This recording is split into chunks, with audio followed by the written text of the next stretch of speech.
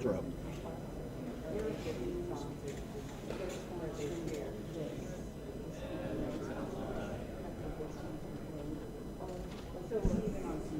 Good evening, ladies and gentlemen, and welcome back to Thistle St. Andrews Curling Club in St. John, New Brunswick for the World Financial Group Jim Sullivan Classic, the 6th annual. My name is Keith Rains, and I'm joined in the booth tonight by the famous Arnold Millay.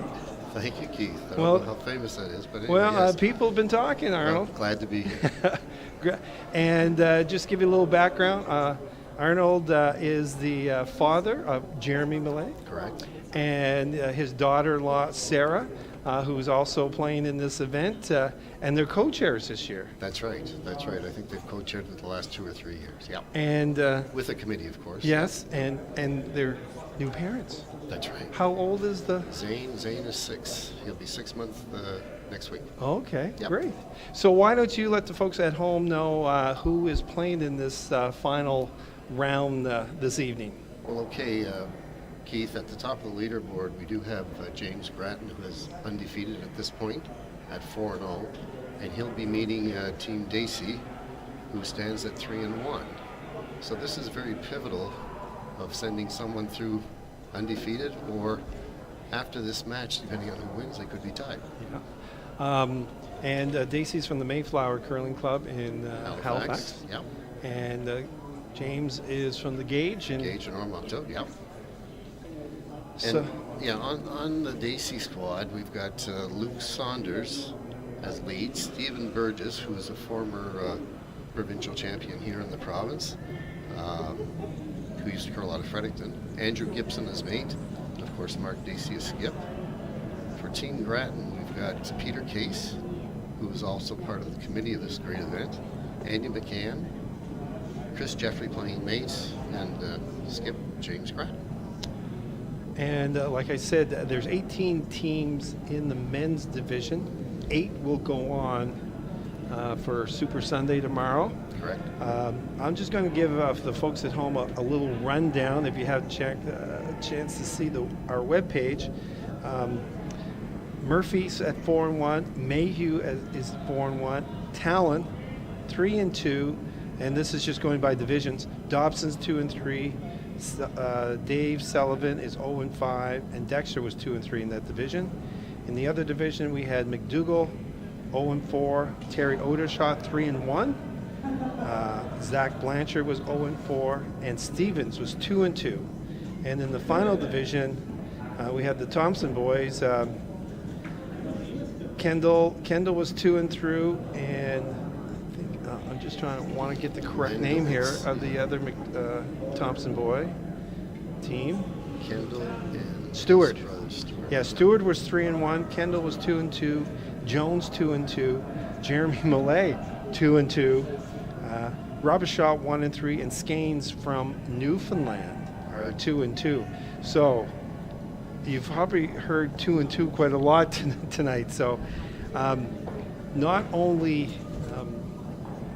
is it important with your record, but if there is a tie and then this is closest to the button. Right. And why don't you explain that if the folks that are tuning in for the first time? Before every match, the teams were asked to, it's part of the practice, but really there's 2 rocks taken to the away side of the house, and they draw to the button, and they typically will throw, and it's usually the skip, or from what I've seen, but anyone could really do it, but the skip throws one down practice, second one practice, and then the next one that comes down will be the one that they will measure. They actually take a tape measure and measure it from the pin in the button. Yep. And that rating, of course, with all what you just said, Keith, with all these standings, it's the only way where this tournament is condensed into 2 or 3 days that you have to determine who gets seeded and who will not. Well, and we can see early in this match here, there was a miss by the Dacey crew where the rock just hung out there, and there was no curl. And there's a fine line here, as we've been watching on our sheet here. If you try to throw a little light, it'll just grab and start curling, and if you try to put a little mustard on, sometimes it'll just keep sailing right on by, and that's what happened to the Dacey. And as you can see, Grattan is looking to put 3 in the house already, going at it early. So the Chris Jeffrey just threw his, I believe that's his first or his second stone actually of this end. So Dacey's going to be looking to do some house cleaning right now. See, as I noticed, the women are always much better at, first of all, putting their names on the scoreboard at the far end, and second, putting their scores up. Yes, There's been a lot of demerit marks here. If the organizers came to us and we're talking about, say, well, you know what?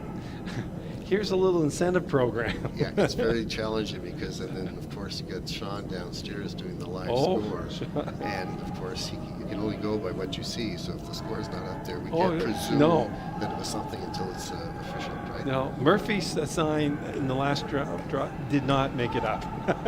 It stayed down the whole time. Now, who did I have up? I had Kevin Babbitt, and Kevin goes, well, you know, the way we look at it, if you're not playing well, we're not going to put our name up there. That was Kevin's theory behind that one.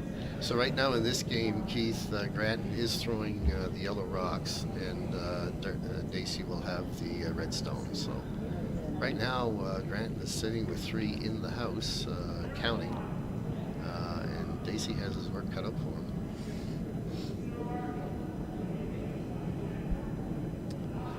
We'll let the folks know at home who is playing on the other sheets and what kind of implications. And I just checked, Keith, and Dacey does have hammers. Okay, well that's a good thing in his favor, because if he did not have hammer, he could be in a world of trouble here earlier on, and you don't want to get down early to Grat. It's a nice shot there. Okay, so he's a taking couple away out of 2 the way. of them. That's correct. And the key there as well is that he took one of the longer guards out. So Dacey certainly wants an opportunity to get to the 4-foot by the time this end is over.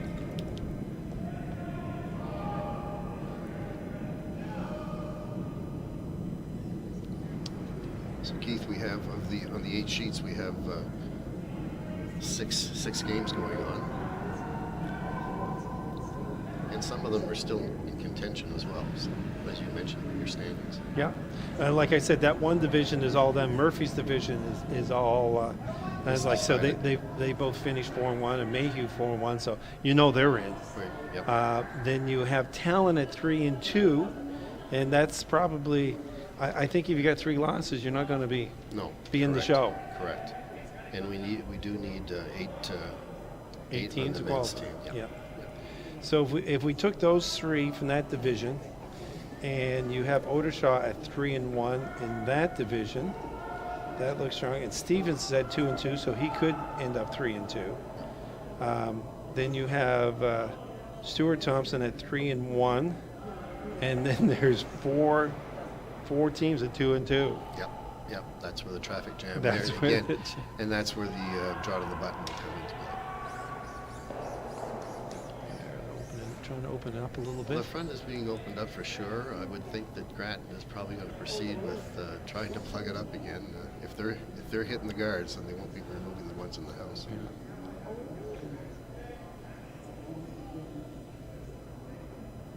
Events such as these take place with a lot of volunteers. There's the committee, there's yourself and myself and others who have been here all week doing the broadcasts, and they certainly require a lot of help. Well, and then there's a great volunteer base, but the only problem is they're in Ottawa. Oh, there you go. Yes, that's true. Yes, for the Roar. Mike Dobson sent me some emails there this week leading up to it, and Mike, great guy, and Cooper, right? Yeah. So I popped in on Thursday to talk to Buckley and just get a little updated information on everything and the teams. And the Coop goes, well, good luck. I went, oh, thanks. I said, well, we'll see you around. Nope. I said, what do you mean? I'm off to Ottawa. And I said, Ottawa? And he said, and Dobson, then I ran into Dobson in the parking lot, and he's all smiles. Yeah, good luck, boys. I said, oh, you guys are on the organized, and you're taking off on us. Thanks. We were here on Tuesday. The last few Tuesdays, we've come up to babysit for Sarah and Jeremy while they're on the ice, and we head back to Moncton. But Mike Dobson this last Tuesday hit me up. He says, Arnold, do you think you might be able to do a game for us? I said, yeah, I'm going to be up on the weekend. And geez, I get here as you say. And he's no Oh, good at yeah. that. Yeah. Well, good for them. It's going to be a great week up in Ottawa. Well, it was Kevin came up, and Kevin's been sort of orchestrating the, the analysts and stuff. And he said, I got one for you. I said, oh, okay, great. I said, who? He said, Arnold Milley. I said, oh, great. What about Arnold? He said, I don't know. I just met him downstairs. Well, that's true. And he said, no, but he's in the curling. He's Jeremy's father, and he's a great guy. And I said, okay, no, that's good. Oh my God, it was so funny. Like, yeah, I just met him downstairs. I said, oh, is that what we've come to now? You're grabbing people downstairs? Off the street, yes. It's like we're being sequestered. Here we go. Nice shot here. Mark Dacey just missed for the run back. And typically those would be made. This is still the first end, Keith, so it does take a bit of tuning. Yeah. And a little typically, frustrated. these teams probably have not played on this sheet. No, they haven't. This is the first for them. So it's a learning curve. Yeah. We try to obviously get as many teams on the feature sheet as possible. Right. But what we also do for the folks at home are tuning in, we do get updates on the other games like every two ends. And once they put their names up, and if they put their scores up, then we will announce it. And that's the other thing, Keith. This is not an officiated event. Yeah. They're self-disciplined out there. If this was a provincial event, we might have the chief umpire just go down and remind them. But, yeah. So we'll do the best we can, folks, because you're tuning in and you want to see just maybe how a friend's team or a relative's team is doing. So we'll give you those updates because obviously a lot of these games are implications for who's going to play on Sunday. Right. James just, Keith, with his, I guess that would be his last drop because Dacey has hammer. Yep. So he's lying 3. However, that last rock of James is frozen. And if there's no room between the two, and I can't tell from my viewpoint. Can you just give us the overhead for a sec, please? Yeah, there is space, probably about a foot and a half. So certainly 2 of them could go, and possibly all 3. That's certainly what the objective would be. So the last rock being thrown by Dacey here in the first end. They're not brushing it, very little. He's got some action on it. Well, he gets rid of 2 of them. Yep. Steal a 1. Steal a 1 for Grattan in the first end, and that was probably about as best as he could have hoped for in that particular end. No. It was Grattan put a lot of pressure on. They had like 4 rocks at one time in the house, and they picked away. So you only give up 1. That's. And Keith, we're still they're abiding by the 4 rock rule, so you cannot remove an opponent's stone until the 4th rock is thrown, unless it's in the house, of course. But the names looks like Dave Sullivan's going up and helping put the names up. So there we go. Good on him. Yeah, like guys, like really, like it's not that much. No. I've got to say, Keith, that I've come up to this event to watch the curlers over the years, but that reunion that we had with Dave Sullivan speaking and the W World Financial Group and the Mental Health Association, that was really something to behold, and the life stories, and it was quite I was quite taken aback by it. It was very, very enjoyable. Well, that is, we talked about that yesterday.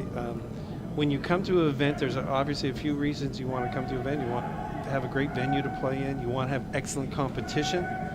But when you can attach that to a great cause, that really adds a lot to being part of a quality event like this. And you as you know, you're been in the curling world a long time. Like, you've got a lot of good teams here from the Maritimes. You got one of the top teams from Newfoundland coming here. Absolutely. So this is almost like a mini Atlantic Championship. And at this time of the year too, Keith, there aren't that many men's events that take place. Yeah. So they really take that's a good draw for them as well. And it's a points thing in the world. The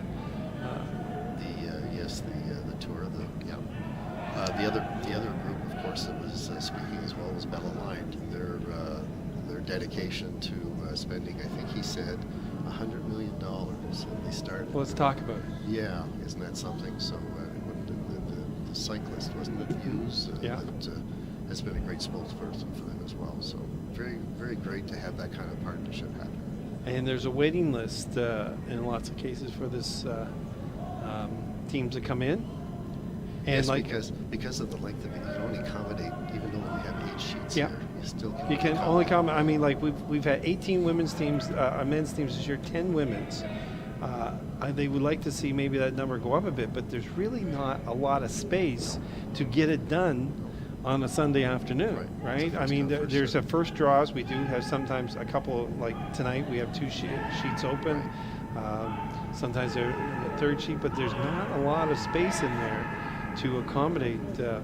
And of course, they would know. I mean, they run enough tournaments, how many you can accommodate over a certain amount of time. These games are 8 ends. Just to let you know, if you're tuning in for the first time, where provincial playdowns and nationals are obviously 10. Yes, which happening right now in Moncton, and Bell Aligned is there as well, live streaming the under 21. Yes. There are 7 men's and boys teams and 4 girls teams competing there. So, and that'll be decided tomorrow as well to see who represents New Brunswick at the under 20. They call it the under 21 now. They used to call it the juniors, but it's the under 21. Well, the nice thing that happened the first time was last year was there was a secret donor that donated money and said, listen, I want this to go to a U18 championship, because what was happening, and everyone can understand, is, you're 16, 17-year-old. Well, how can I compete against a 20, 21-year-old in a junior championship? And they would, because that was their only That event. was the only thing. Yes. And then look at the Liam Barron from here, from St. John. They played in so many events and did they have some hardships? Absolutely. But now they're, in fact, in Moncton, it was broadcasting yesterday, and they won the A pool. Now they still have to win the B and C pool. Yeah. So they're very, very point, and it's all those years of experience. So this year we have the women's Scotties will be up in Moncton. That'd be January 3rd to 7th. Correct. The men's tanker will be taking place up in the Miramichi, the mighty Miramichi, in February. And New Brunswick will be hosting the U18 championships again in St. Andrews, New Brunswick. Correct. April 9th to 14th. Moncton hosted the first Ever, U18 last year, which was great. I was on the committee, and we had a great venue. Played at the Curl-Moncton site as well as the Superior Bank Center. So that was a great event. There's a good shot coming here, looking for a little hit and roll. That's Chris Jeffrey, and It's going a good sweeping, and that gets out. boy, they're pretty lively. Keith. It's so we're down to. It looks like there may have been a change in. It looks like Chris Jeffrey is not currently throwing late stones. Stand corrected on that. We'll forgive you. Steve Burgess here, who plays second to the Dacey team.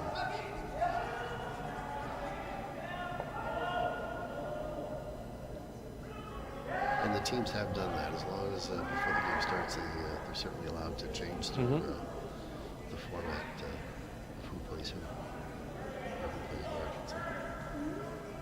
Yeah, so that's what's happened. Chris Jeffrey is now throwing the second stone.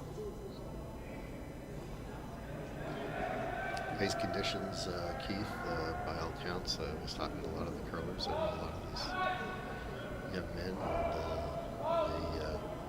they have not had any complaints with the ice.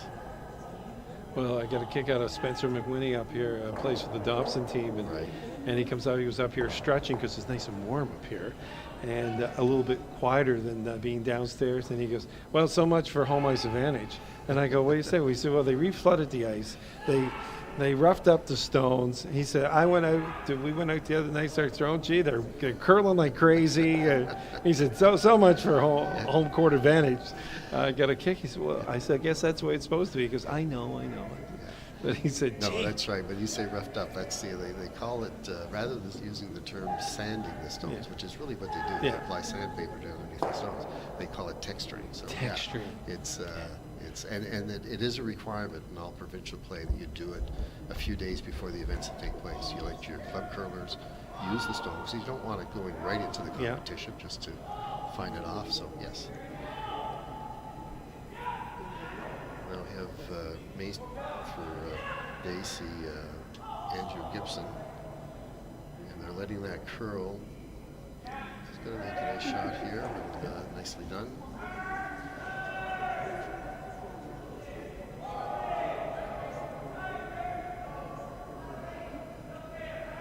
Chris Jeffrey is in the half. So Dacey has last stone in the second end, and Chris Jeffrey is still throwing those. So it's just, I guess it must be my eyesight looking at more stones down at the other end. He's still mating for Okay. Yep. The world makes sense again. Yeah. So here we go. Got it. Trying to hold that line. Oh, do you know what it is, Keith? They're playing with 3 people. So Chris is actually throwing. They're playing with 3 people.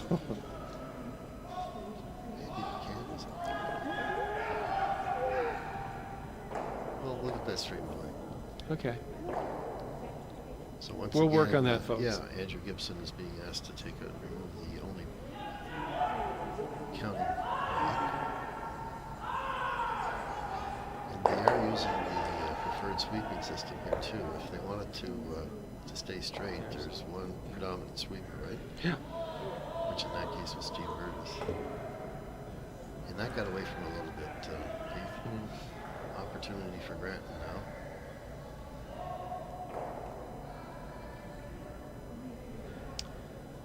And then the other, now that we have the names all up. Look at that. Yes. Yes. Thank you, Mr. Sullivan. So we have Thompson taking on Robichaud. And Thompson's at 3-1, and Robichaud's at 1-3. Stevens is taking on Odishaw, and Stevens is at 2-2. Odishaw is at 3-1. Then we have Blanchard and McDougall. Blanchard's 0-4, and McDougall is 0-4. Right. And Jones and Skanes. Skanes is a Newfoundland team. Yes, Jones is 2-2, and Skanes is 2-2. So that's going to be an interesting match. And our final match is Millay and Thompson, and Millay is 2-2, and Thompson, that's right, 2-2. Correct. So And we've got just- 3 very, well, four out of the 5, because the Blanchard and McDougall's not going to affect the playoff picture, No. but everyone else will. So James Grant is coming in here to try to guard his counter. He's looking for center line. Just Peter Case is the only sweeper at the moment. And nicely done. Long guard right on the center line.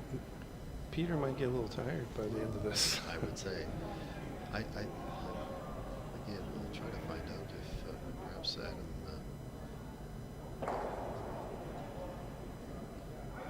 or Andy McCann, there may have been something, because he certainly was here earlier today. And I see Wade Blanchard out there playing Yes, tonight you're right, with his son. Yeah. Yes, yeah. So change of lineups. You're lucky you got it up. You got it up here, Arnold. They might have been hauling you out there tonight. No, I don't think so.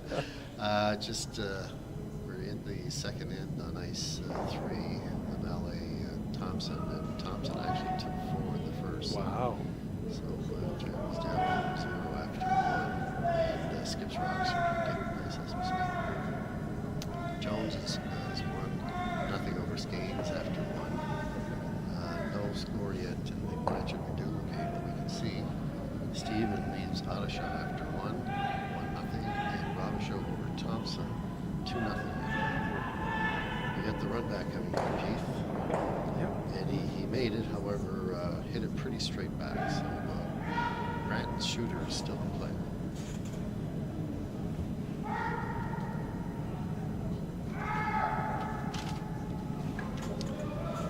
And in women's action tomorrow, starting at 8:30, we're going to have Graham and Smith. They're the 4th and 5th seed. And in the other quarterfinal will be Robichaud and Mallet. Robichaud was 3rd at 2-2. Mallet 2-2. Yeah. The number 1 seed is Armstrong at 4-0, and followed by Robin McPhee, who was 3-1 out of Prince Edward Island. Correct. So they get a bye. They get a chance to sleep in. They don't have to play to noon. And you mentioned earlier, Keith, too, the Scotties is coming up in Moncton in January. There are 6 teams. The prelims are taking place in St. Andrews, the site of the U18. But there's only 6 teams vying for the Scotties representative to be held in early part of January in Moncton. So how will they, from a provincial play down, say that they'll play a round robin? So, yes, in both cases. And the prelims is really just to for determine seeding. Yeah. Okay. And give the girls a chance to play 10 ends. Exactly. And it's more of a practice session, Yeah. however, but yes. Here's the last shot for James. In the He has second chosen to, he had an option here, Keith. He could have gone and buried his, covered his counter. However, it would have left the 4-foot open. And as it turns out, he was trying to bury this, and he still left the 4-foot open. Yeah. So Dacey's pretty well going to be forced. See, now there's an option here. He could draw to the 4-foot, get his 1, or he could. What it looks like he's going to do is try to double and blank the in. And keep the hammer. Yes, in hopes of scoring more than 1. Right. That's the But- objective. But. And, Well, and worst Keith, case, if he takes that one out, and he goes out, then he loses one, but he's got the hammer. That's right? correct. So, Down 2. yeah, down. The other option here, he could hit that and flop in, and he'd still score his point.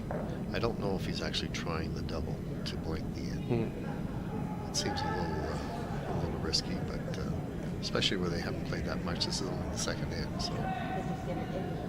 And I think that's The what. first one, and look at this. Look, it's moving. Well, there again, Keith, about not knowing exactly Yeah. how that ice is going to perform. Yeah. That really curled on him. He had good takeout weight. He might have started it. We don't know. But so a steal of 1 for Grattan, who now leads 2-0 over Dacey in the second in. Getting back on the women's side, provincials. So we got 6 teams. Yep. We'll play a round robin. Right. What happens then? Do we first get a bye to final, second, third, or 1 and 4, 2 and 3? Do you know what? I've seen the draw, and I just don't remember how it looks. But I believe the best record, the top 3 teams, and I'd have to find out on that because Okay. I'm not sure. I just wonder how they would run Yeah, that. it's round robin, so you're Yeah. going to have 5 games, and then I believe the best record sits out, and you've got the second and third playing In the each semi. other. Yes, Okay, that makes sense. Pretty- Make pretty the sure. round robin worth something. exactly. Right. Yeah.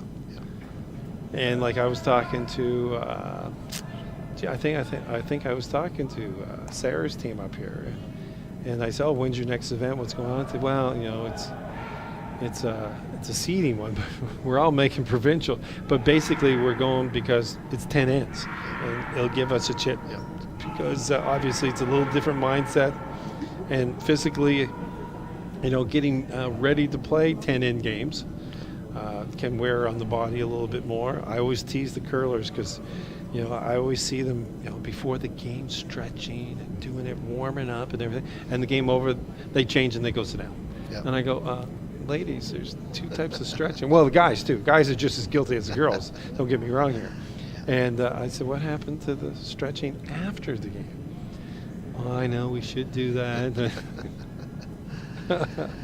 Well, now Dacey is looking to put some corner guards. Keith, he's ignoring the Grattan stone in the house. That's a strategy to try to build your offense to score multiple points. So, and Grattan, of course, returns the favor by asking for a center guard. So, and Keith, Andy McCann is nowhere on the sheet. So He's MIA. There must have been something, something come up. We'll try to find that out and report. We'll get our people working on that. Yeah. So perfectly executed by Peter Case. Now an option here again, typically when you've got 2 in the house though, I think the strategy, and Dacey's pointing that he wants to at least eliminate 1. At this point with 2 in the house, I'm not so sure that another corner guard would serve the purpose. Well, we had a match here earlier today with Thompson. He played 7 ends. Never had the hammer. never got the hammer to last, but he stole 1 in the second, stole 1 in the third, stole 1 in the fifth. Yeah. And he just kept adding up. So he never had the hammer. I said, geez, they probably don't know what to do in the last end having the hammer, because they've always been shooting first all the time.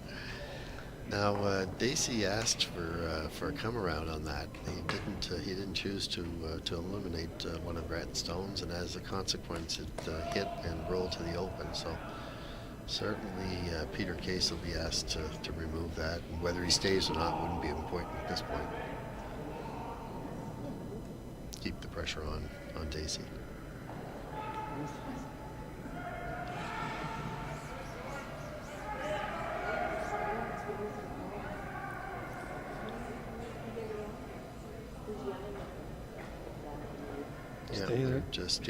With that weight too, Keith, I think they knew it was going to stay and go out. So mission accomplished.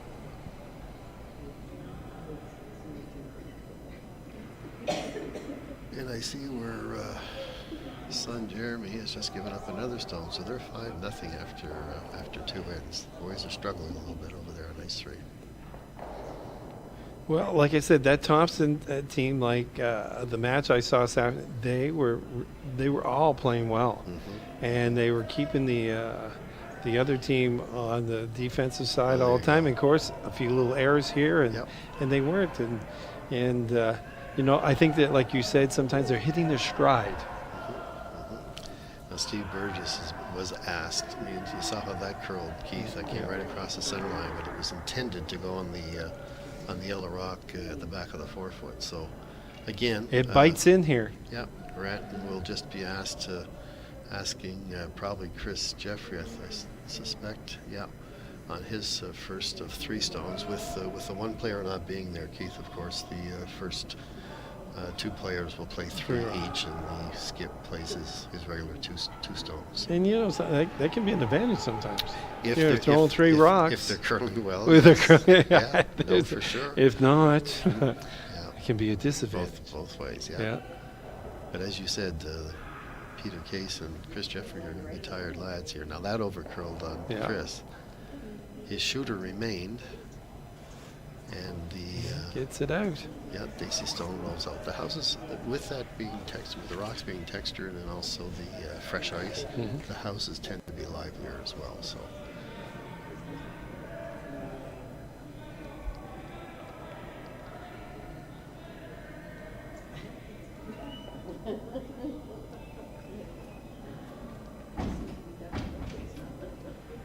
So Dacey is asking Steve Burgess to come and draw behind some of the quarter guard activity we have there. They don't want this too deep.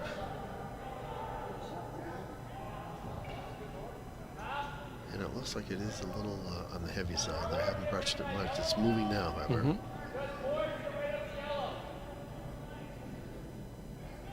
That sits back. Okay, it's number 3, so not really where they would have wanted that. So Grant is lying 1 and 2, and just indicated that to Chris Jeffries, who's in the hack. It's always good for the players getting ready to shoot to know what it is that the skip would like and what the condition is. Grant is lying 2. It's good to know. Communication.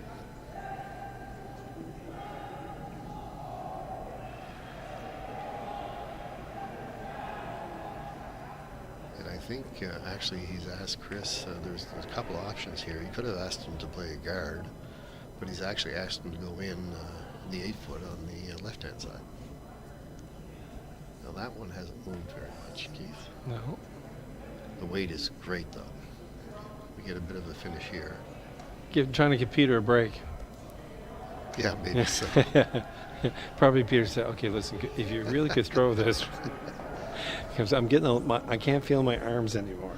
So Daisy would like this one bump back and probably flop over onto the one that's lying at the forefoot. That would be the ideal to try to create some offense here. Right now they're lying 1, 2, and 3 that they're facing. So Gibson is being asked to, and he's not throwing it overly heavy. He wants to stick around and use the Grattan stones as back.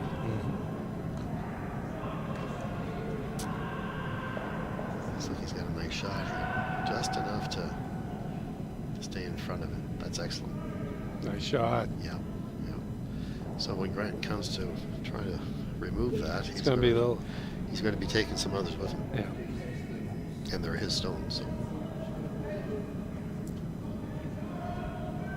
now he's indicating a possible double, so which is quite doable. Chris Jeffrey will probably be throwing a bit of speed on this to get it all the way over to the right-hand side, where Daisy has another stone in play.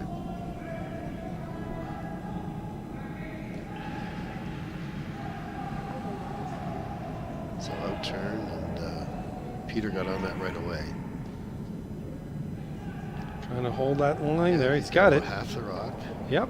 And oh, nice shot. Exactly. Yep. Beautiful shot. Very nicely done. And good sweeping by Peter Case to keep that line. Yeah. So Grattan's lying 4. How you like it up here, big guy? How you liking it? This is great. This is great. Just have to remember, under 1 million people are listening to us now. Okay. Well under 1 million people. Yes. But it's all over the world. We're being broadcast all over. There you go. Well, it is great of Bell Alliant TV1, I'll tell you, to provide this service. And as I say, we've got the same going on in Moncton right now with the under 21. So it's great for the people who can't make it down to the club to see the event. So it is so great. Well, we have been doing the New Brunswick Interclassic Athletic Association for the last few years. There you go. And the cool thing with that is I had the chance I played high school basketball and volleyball and at university too, but coached for a lot of years. So anyway, I did the championships at Harbour Station. And what we do at Bell is for that event, we broadcast it on the TV for Atlantic Canada, and we webcast it world. Oh, there you go. And that was the first time, because before that it was just broadcast via TV in the province. Sure. It didn't go elsewhere. So we had comments from people. There was a parent in Dubai, because obviously over there working, and he could watch the on the web, and we had other relatives and stuff in Florida, because it was February, March break. They were down in Florida. They're watching it. They were having a great time, having a toddy, watching their niece play, and so that's the cool thing. It's technology. Yeah, great. And we also have the contract for the AUS, so we do. We do their hockey games, but we do a lot of their obviously sports, and but with the NBIA we do all their provincial championships. Isn't that great? No, it's a great. It's great to provide that kind of service for those, as I say, are not on site, right? Yeah. Andrew Gibson, Dacey's mate, his last draw just came up short of the 8-foot. So Grattan is still lying 2. And I believe he's going to be, judging from the ice, going to be playing to the center line. Just how far he goes in, we'll see, but he doesn't need to be deep with this one.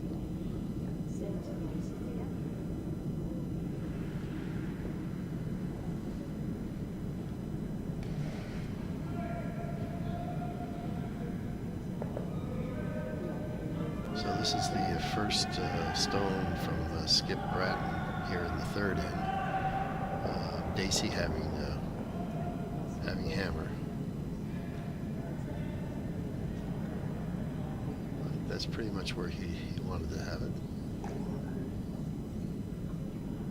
So it puts pressure on Dacey once again. He's staring at, I think it's 4. I don't know that, can't tell from the yeah, he's line 4, and Dacey's number 5, and then Grattan has number 6 in there as well. So. And Dacey's wondering, how did that happen? Yes. Well, obviously there's a few misses, right? Well, and the interesting thing, and you probably can share some light into it.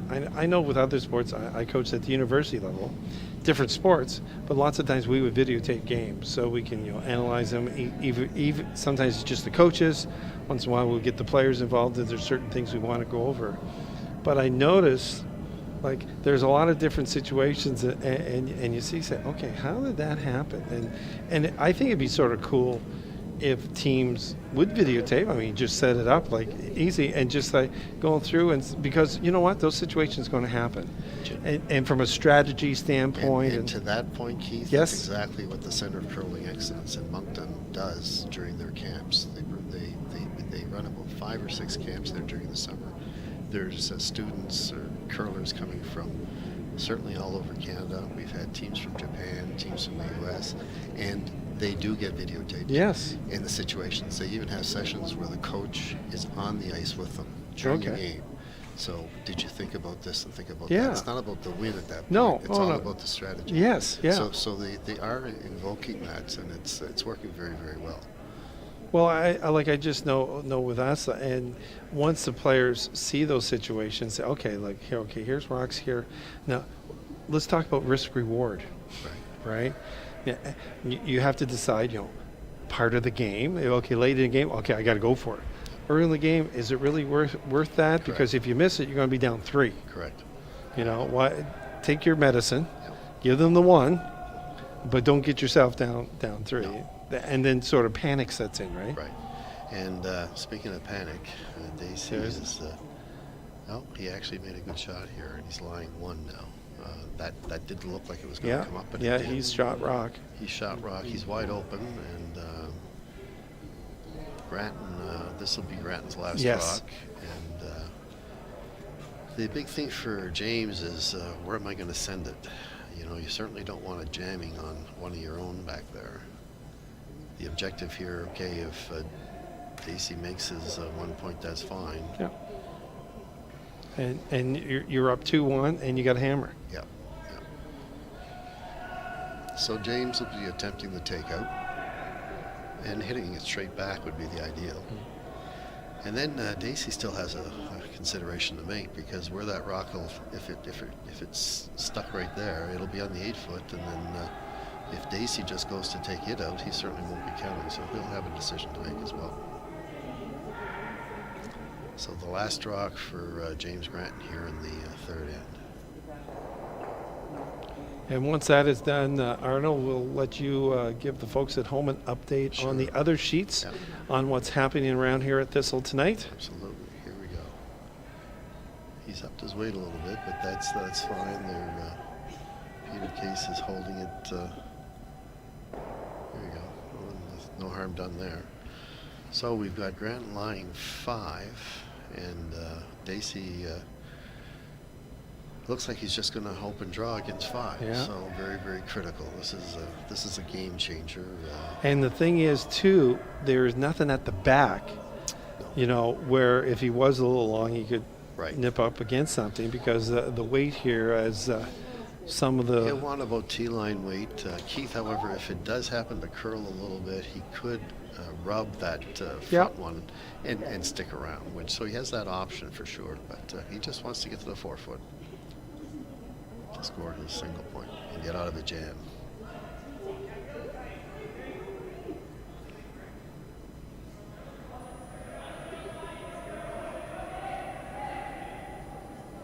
I thought Terry Autoshop was going to put up a score, but he just reached for the box of Kleenex. So. Here we go. So this is the final stone of the third end.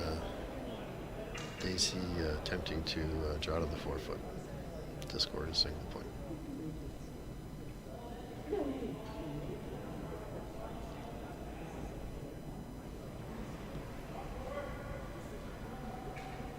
They've been playing the out-turn pretty much all the games so far on the sheet, the first end and now the third end. They're just keeping it clean. Looks like he's got nice weight. Yeah, just brushing it to the butt. So there he goes. Very badly point needed for Dacey. Okay, here comes your scoring updates brought to you by Thistle St. Andrews Curling Club.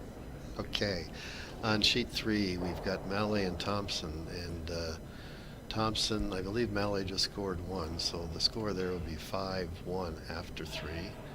On sheet 4 we have Jones and Skanes, and Jones is ahead 3-0.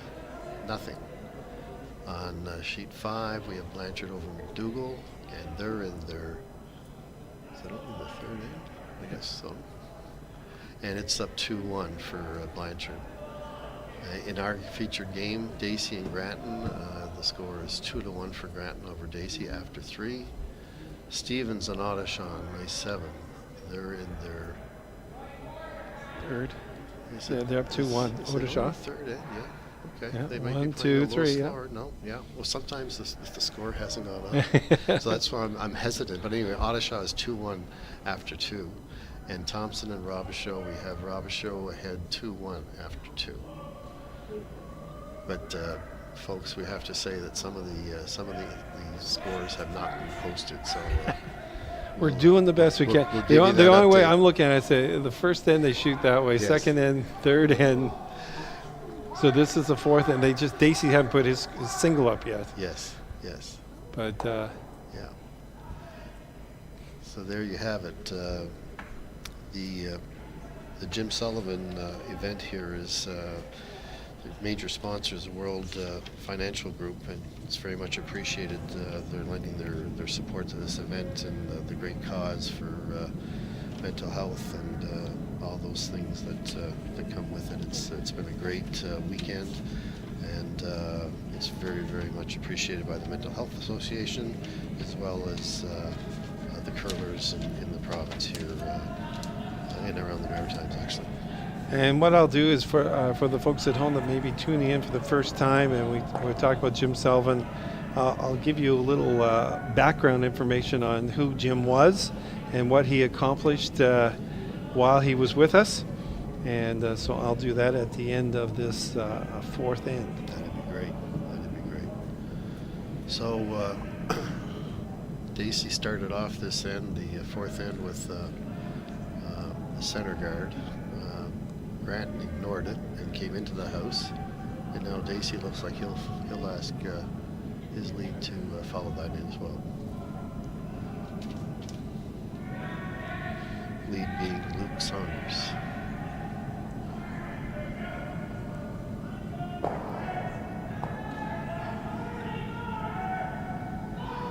And I was correct. Team Malley finally did get on the board over there, so it's 5-1 after 3. Sorry, I got to mention that. The other scores on ice 8, they are now in the fourth end, and it is Robichaud leading 2-1 over Thompson, excuse me. So now Peter Case is being asked to come in the rings. Keith, there's an old saying in the curling world that a rock in the house is as good as a guard in front. So placing number 2 here is a good way to go about it.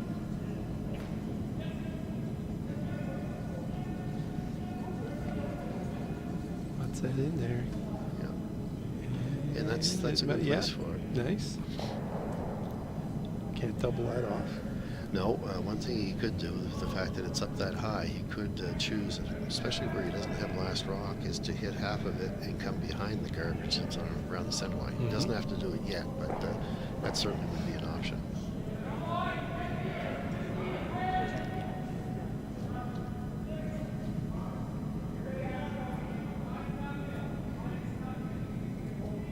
Steve Burgess is being asked to come around. They haven't laid a brush to it as yet, so usually indicates that it's probably a little bit hot. Getting some movement late, though.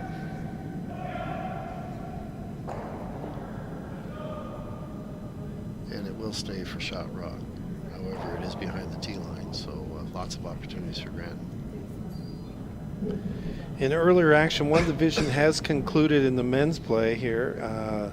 Murphy finished at 4-1, Mayhew 4-1, Talent at 3-2, Dobson and Dexter at 2-3, and Dave Sullivan was 0-5 in that division. So it looks obviously Murphy Mayhew is looking good.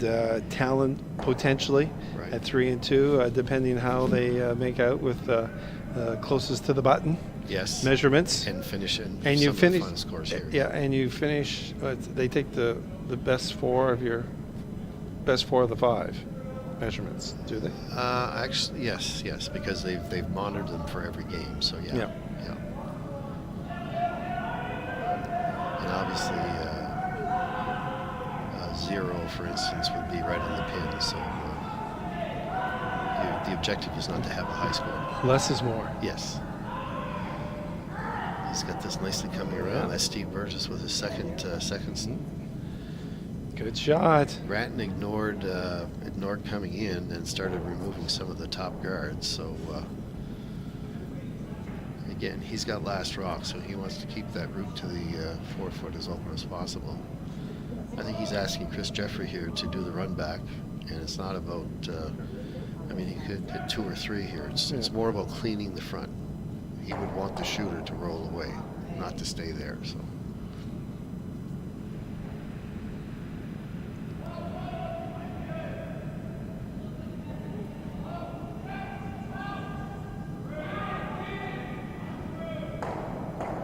Oh, he gets it. Nicely done.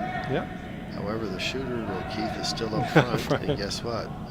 Dacey still has 2 in play, counting. So not quite what they would have liked. Now Dacey has a decision. Does he come in? Does he put a guard?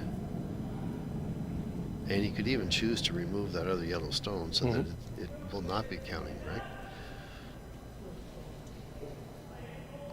Which I think is what he's going to attempt. The nice thing about going after that yellow one, if he stays there, it's fine. If he hits and rolls behind the garbage, it's even better. So.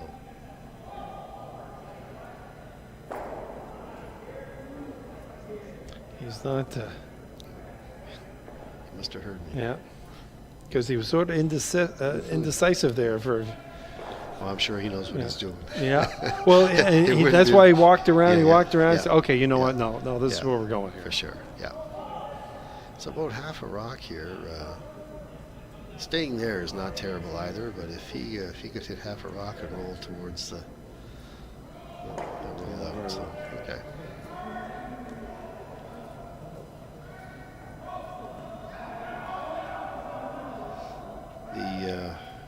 The weight on shots like that can be very, very important as well as far as sticking around.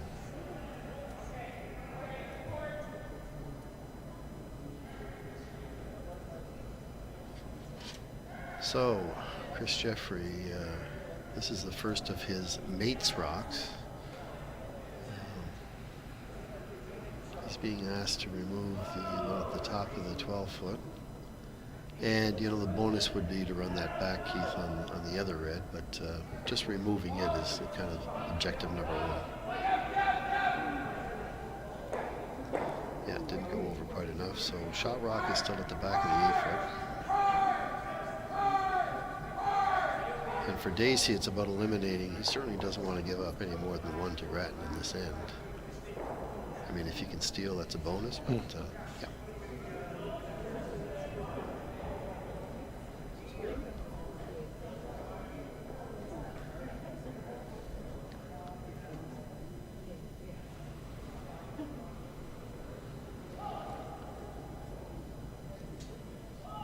Andrew Gibson is delivering the second of his stones here in the third end. And that is coming over nicely, so Dacey lying 2. Decision time for James Grattan. What to do? Wants a hit and roll over? Yeah, just hit and roll over. And the big thing about that is cleaning that excess for James when he wants to come to finish off to get to the 4-foot if he needs to.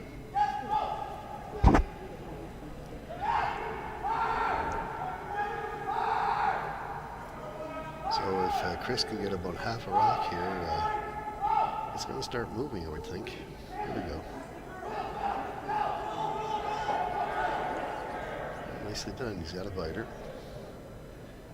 Now Darcy has to decide, or not Darcy, but Dacey has to decide what he wants to do with his, he wants to keep the pressure on. He does not have last rock, so.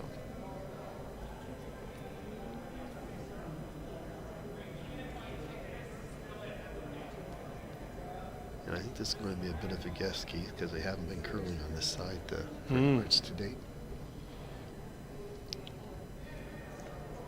Be interesting to see how it acts or might bite in.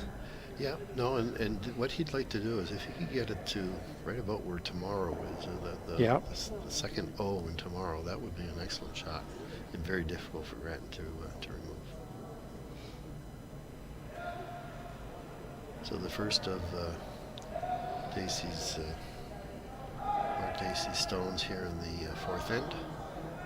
And as you said, these are 8-end games, so we're approaching the halfway mark. In this, basically the final round robin. Yes.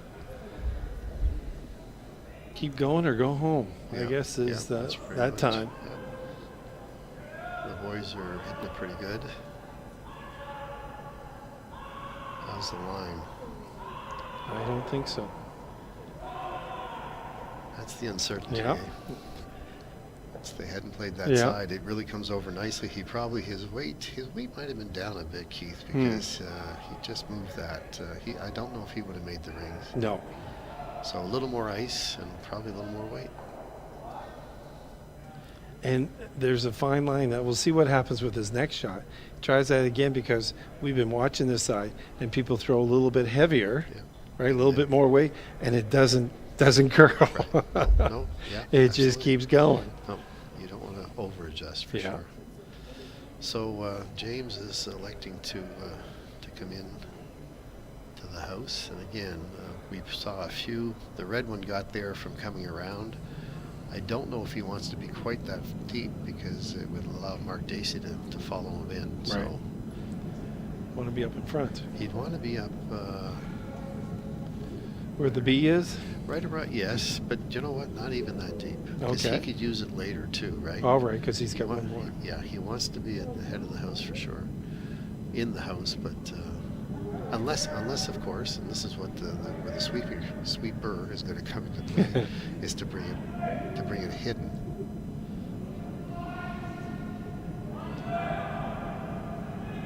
He's got nice weight. Not rushing it any more than you have to, waiting for it to curl. It's moving. There it goes now. See how patient they were on that? Keep it in front. And it's right on. It's pretty well buried. However, Dacey will just follow him in. Yeah. And you know what? For Mark Dacey too, he doesn't necessarily want to remove that. If he can sit on top of it and be the counter, then that's mission accomplished for him. Although James has got the pin pretty well covered, so.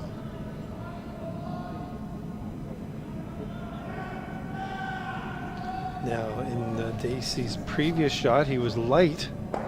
So let's see if that's playing little mind games with him. Yeah, except the Keith, they've been playing this whole this side. They know this side better. They know it better for sure.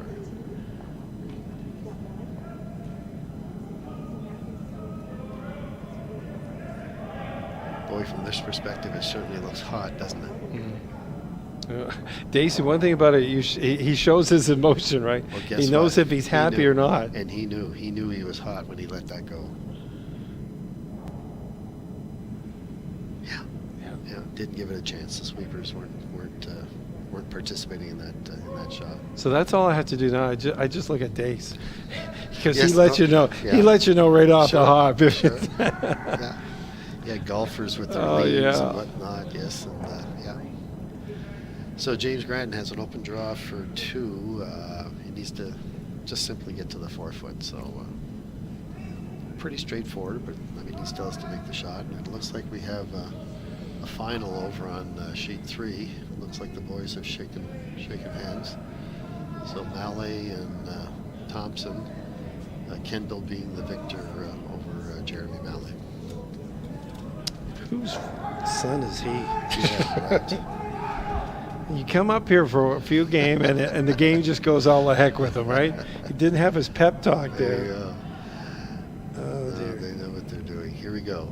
So Chris has come out to help Peter Case. However, I think James has got nice weight.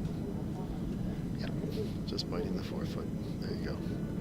So 2 more for Granton over James Granton over Mark Dacey. The score is now 4-1 after 4. So I'm just going to give you a little bio, a little background information about Jim. As we've been talking, mentioning his name throughout this, obviously this curling event is dedicated to him in his honor. Jim Sullivan was a son of New Brunswick curling legend Dave Sullivan. Took up the game of curling at age 12 and never looked back. His contributions to the game, both on and off the ice, left a lasting impression on the Atlantic and Canadian curling culture. Big, tall, and lanky, Jim could be seen smiling and talking to folks in curling clubs all across the Maritimes, and generally everyone he talked to smiled back. Jim had a large personality and love of people that earned him the reputation as being the nicest guy you'll ever lose to. True to that reputation, Jim did his share of winning. He skipped a junior team which captured the 1987 New Brunswick and Canadian Junior Men's Curling Championships and the 1988 World Junior Men's Curling Championship in Germany. The Sullivan Rink was New Brunswick's first world champion in any sport in more than 60 years.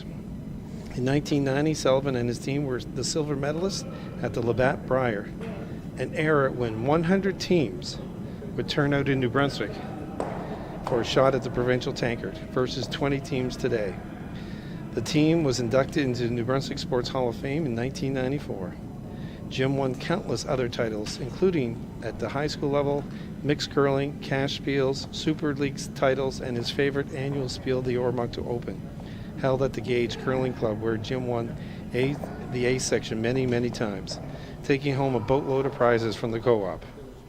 Jim was a lifetime member of the Capel Winter Club in Fredericton and a member of the Thistle St. Andrews, where he organized and chaired the TSA Fun Day Cash Spiel. Jim Sullivan's legacy goes well beyond curling. The WFG Jim Sullivan Curling Classic honors Jim, his passion for the game, and his friends in curling. Jim Sullivan. Yes, and Keith, it was quite a tribute to have Jim's dad, Dave, speak to the group here tonight before this final round robin match, and how much he appreciates the fact that we're sharing Jim's legacy. So, Yeah. Heads off to the Sullivan family for sure.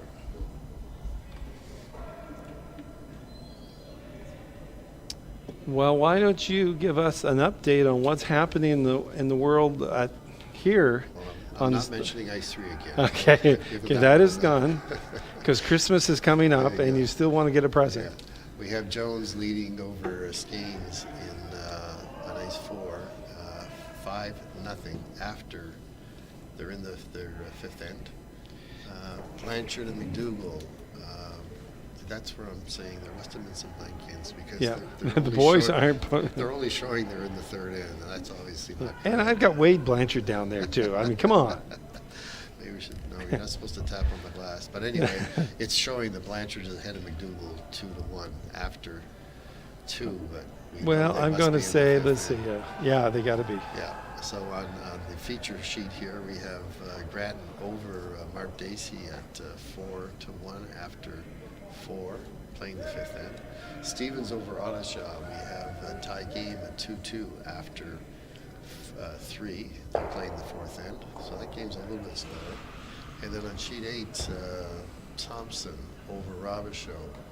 Thompson with a steal of 2 in the fourth, so they're now leading 3-2, and they are in the fifth end. Yep. Well done. Oh, we just got another score in the ice 5, so that's, and it looks like there might be some more scores going up there. Oh, look at that. Yeah. It's just like There an we go. election. Oh, we got an update from Ward 4. Zach is changing the numbers around. There we go now.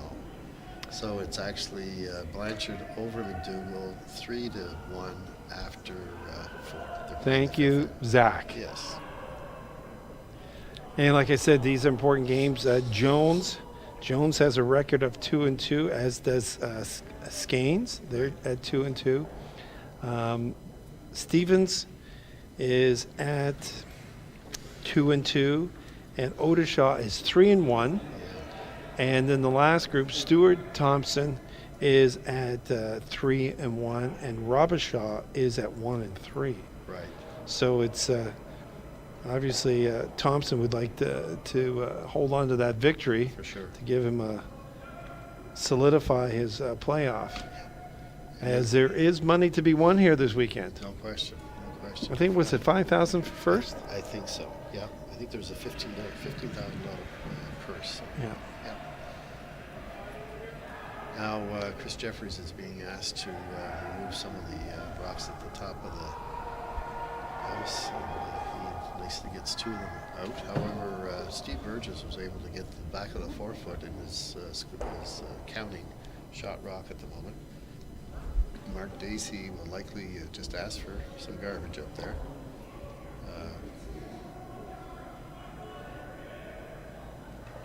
Dacey does, however, have lost rock, so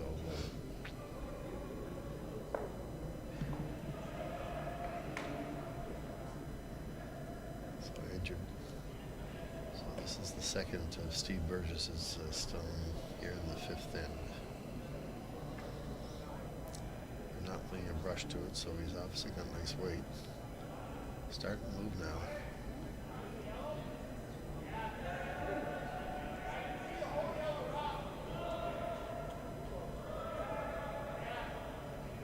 Where Granton doesn't have last rock, the rocks in front of the house are actually to his advantage. However, if they're the other color, not so much. Just give folks update. You're always wondering what the prize is. The entry fee on the men's side is $850. Total prize, like you said, Arnold, is over $15,300. First place $5,000. Second place runner-up is $3,300. Semi-finalists, if you make it to the semis, $1,500, and by just making the playoffs, $1,000. There you go. So you cover your entry fee, your gas fee, There you go. and your refreshment bill, There you go. potentially. Yeah, potentially, yep. So there is incentive here. Sure.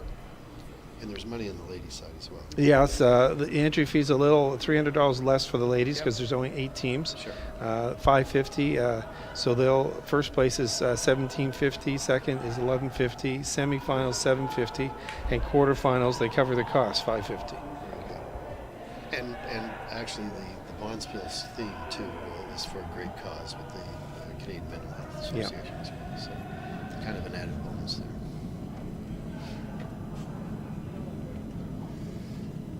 Once again, the partner here at this St. Andrews Financial Group, as well as well aligned. We thank them for their contributions and their partnerships here in holding this event.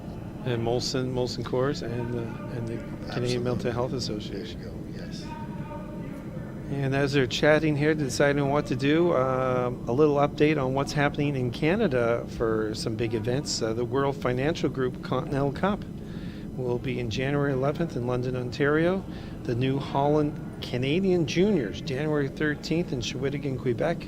The Scotties Tournament of Hearts, January 27th. That starts in Penticton, BC. And the Tim Hortons Briar, the Granddaddy, starts March 3rd in Regina, Saskatchewan. And the Ford World Women's Curling Championship will be starting March 17th in North Bay, Ontario. There you go. So that's some of the big events that will be happening around the country this year in the world of curling. Moncton was bidding for that Briar, and we lost out to Regina. However, we've continued our bid in place. They had asked whether we wanted to go for 2020. We certainly suggested that yes, we would be interested. So we lost the 2019, but we're hopefully we're in the running for 2020. Because these are 2018 one. These the ones I announced. Yes, but we are going for 2019. June 19 because that's when the complex will be done. Correct. Yes. Yeah.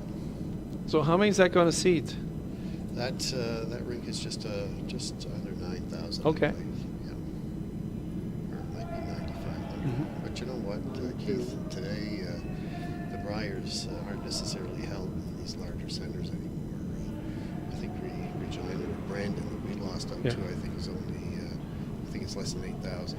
Well, because bigger's not better, and like one of the challenges with when I was in Edmonton talking with Curling Canada was the challenges.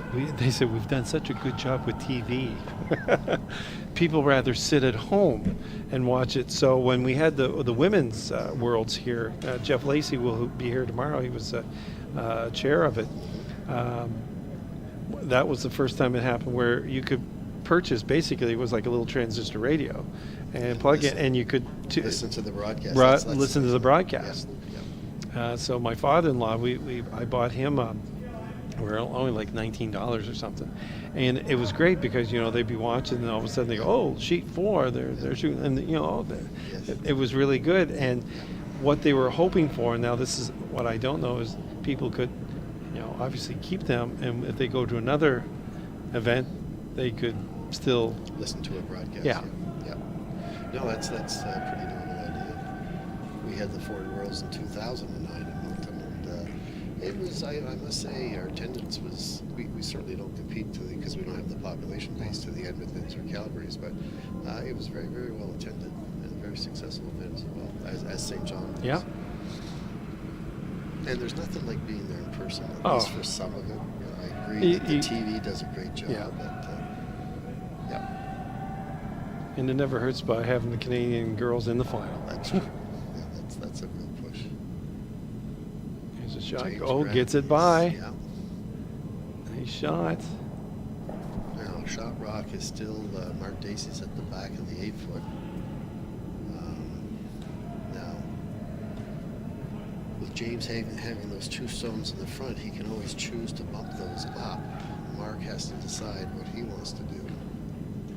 Mark Dacey has last rock. And it looks like they're discussing coming around with his mate, Andrew Gibson. If they can bury it, and it has been burying there, Keith, most of the game, so he's giving just a little better than 8-foot ice. So this is the first of Mark Dacey's stones.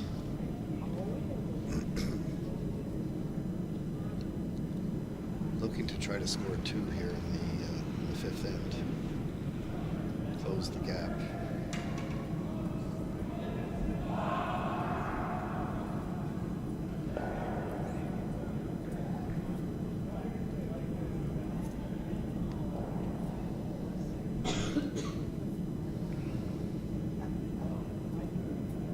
The weather's cooperated rather well this weekend so far as well. It's been great. We had some rain there yesterday, but then it stopped, which was nice because last night in Uptown St. John they had St. John Sparkle. You know what? When we left the curling club, we saw a lot of activity downtown. It was pretty interesting. I wasn't sure what it was. So it was lots of families still. Yeah, they have a lot of activities going on, and the different retail stores. Sometimes they have refreshments of different varieties there. Sure.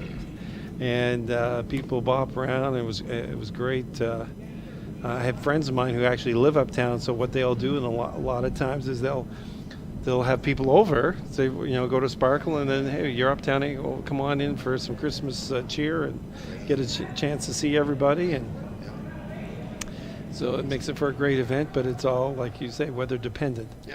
And it's nice to have it on a Friday night because it's a nice way to finish off the week. And, Sure. And even if you don't do nothing Saturday, you felt like you did something on the weekend because you went out Friday night to the St. John Sparkle. So.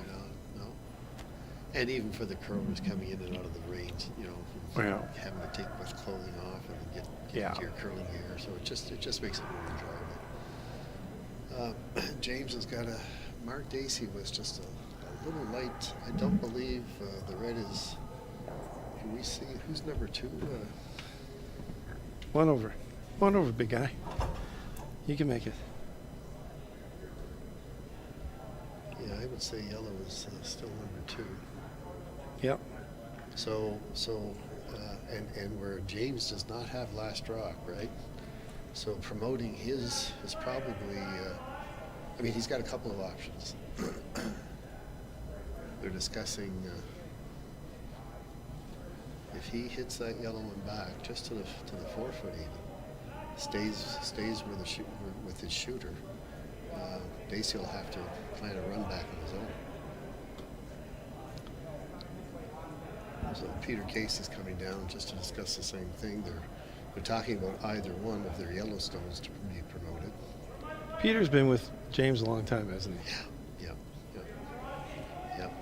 He's part of the organizing committee, Yeah. as I said earlier, with this event as well. So, long time friends.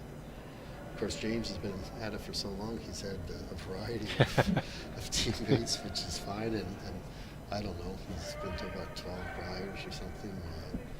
I don't know the exact number, but he's had his full for sure.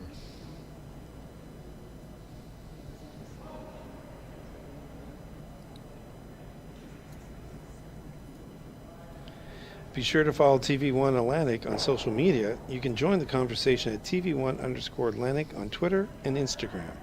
And on Facebook, it's TV1 Atlantic. Vibe TV1, powered by Bell Alliant. Keith Rains and Arnold Malay here tonight, bringing you this final round action here from Thistle St. Andrews Curling Club at the 6th Annual Jim Sullivan Classic. And we're into the 5th end, and we're down to Skip Rocks. Yep.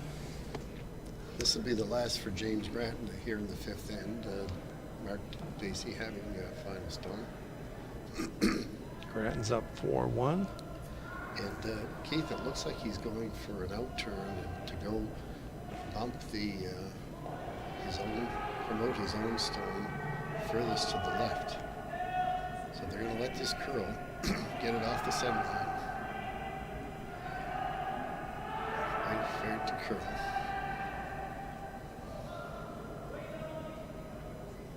And they're looking forward to at least bite the 4 foot if they can. Whoa. Well, it's a little deeper probably than he wanted, but what's that look like now? Whoa. That's when you're going to get the measuring stick out. There you go. Just a Yeah, little and bit. that's why they're looking at it like, who is shot here? And it's very important, Keith, because that red stone that Mark Dacey threw earlier over here on the right-hand side of the ring could be split, and they could end up scoring 3 if that one, in fact, is in. I guess when you're in doubt. No, and I think they're just, they're going to go for their deuce and come around and just tap that back.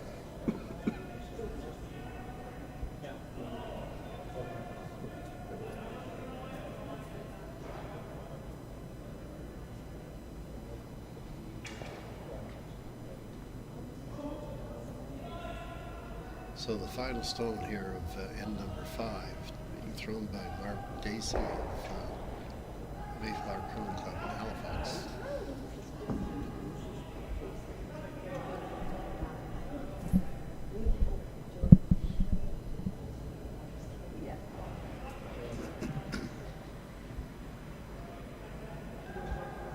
Smooth delivery, and they just want to just needs to make contact with that yellow that is at the back of the 8 foot.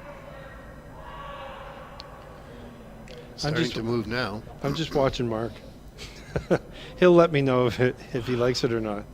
And I'm going to say he's not going to like Keith, that was not very much weight. No. It hardly got to the hack, and he did need to move Grattan Stone. So just under through that, and the sweepers just couldn't hold it. Looks like they'll probably have a measure. Yeah, because the way we were looking at it, it was tight from now. Right. Sometimes we can't get the camera right on. Exactly. The and button. And the yellow covers on the stone Yeah. don't always give you the true picture either. Yeah. So, So I Keith think it's Jeffrey- worth Chris worth a Jeffrey's going- measurement. Yeah, going to get the measuring stick. Because it's a big difference from 4.2 to 5.1. Yeah.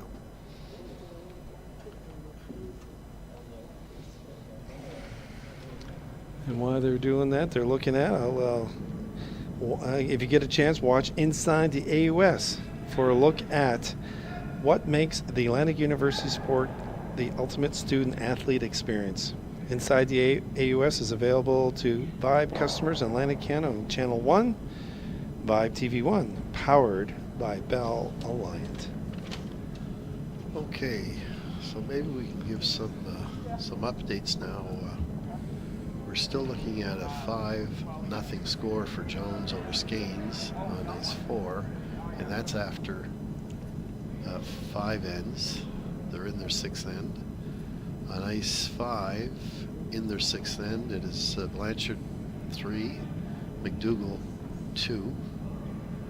The feature game we'll get back to you once the measurement takes place. Stevens and Ottershaw.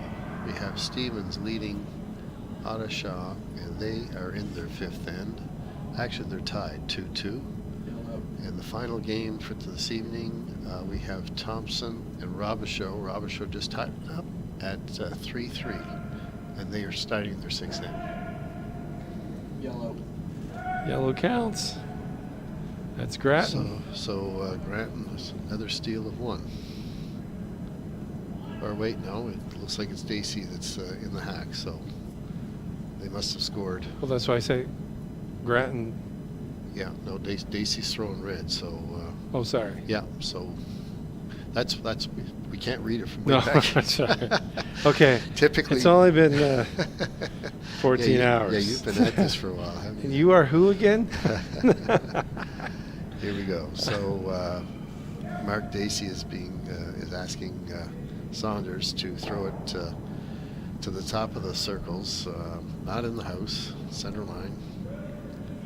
Because typically the shots don't, like when they had 2 like that, and you're supposed to remove The the non- last one's supposed to be shot. That's right. Well, you and that- remove the one Yes, yeah. and they Yeah. didn't follow that protocol. No. They're trying to make us look bad up here. And that wouldn't be difficult. Here we go. So now I'm not sure what happened there, whether they burnt the rock or because they've removed it from play. So Peter Case is being asked to, I think he's being asked to set up a corner guard. He may even be asked to come into the house, I'm not sure, judging by that weight.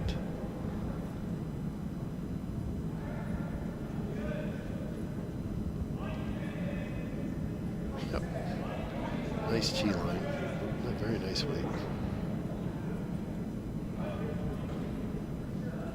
And Dacey will return to probably putting one up the center line. He's trying to be on the offensive here and try to steal one.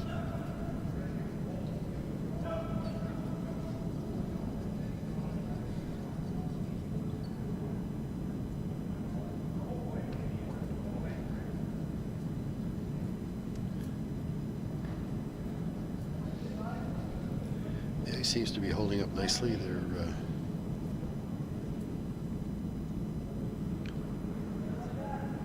well, just as I say that, Saunders obviously didn't have.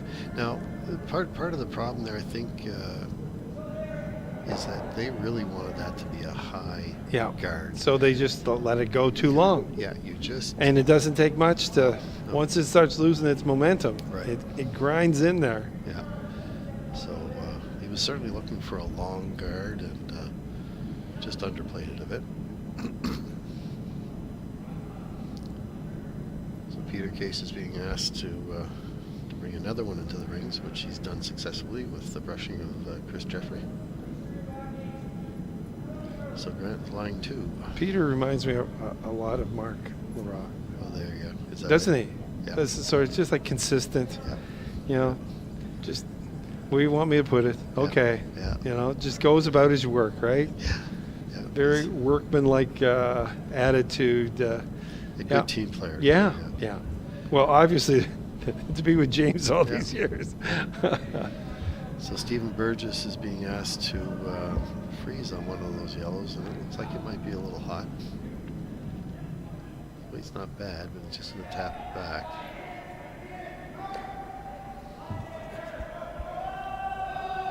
And he may be shot rock.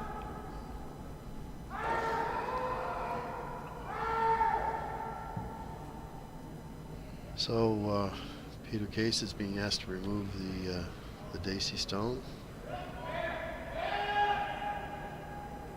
Looks like we're getting some movement on this.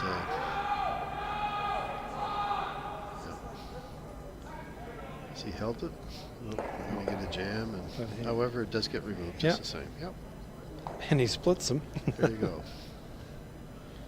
So Keith, Dacey's got to start creating some offense, and he's asking for an either/or there. Certainly, the guard outside the house would be desired, but if that should happen to come and freeze on that shot rock, that's not bad either.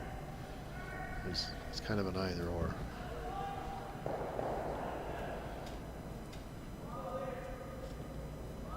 It's always nice when you get an either/or shot. I like those either/ors. Well, you can put it there, or you can put it there. What do you feel? What do you see? What do you feel like you're? Again, they're not laying. Not laying a brush on it. See, Jane Arsenault wouldn't like that. Jane is a big believer in having your sweepers involved. Yeah. Well, it makes a big difference, especially with ice like this, because it's very responsive to sweeping as well. Yeah. Now, just a little bit of an overcurl. So it really didn't accomplish what he was looking for.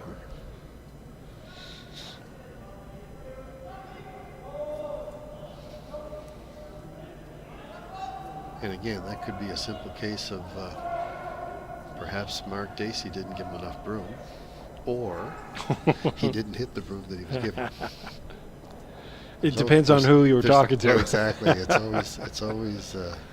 So Chris Jeffrey with the first of his 3 stones. And the reason Chris is playing 3 stones, he and Peter Case are sharing the workload here. Yeah, of the three players. Yeah. So that's fine. Removing the red. And one of his own.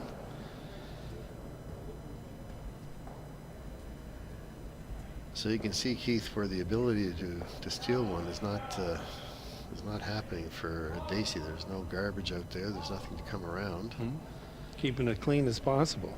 Yeah, and Dacey will ask Andrew Gibson to probably freeze on that shot rock to make sure it's still in play.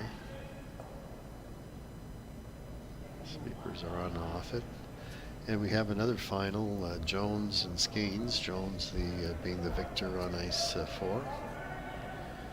So I think that assures him of a spot in the... Well, Jones is 3-2 now, and Skeens moves to 2-3. So that doesn't look good for them. No. And Go yeah. ahead. I was just going to say that overcurl for Gibson as well. They're just not... they're either not icing themselves properly or not sure what, but they're missing on the wrong side.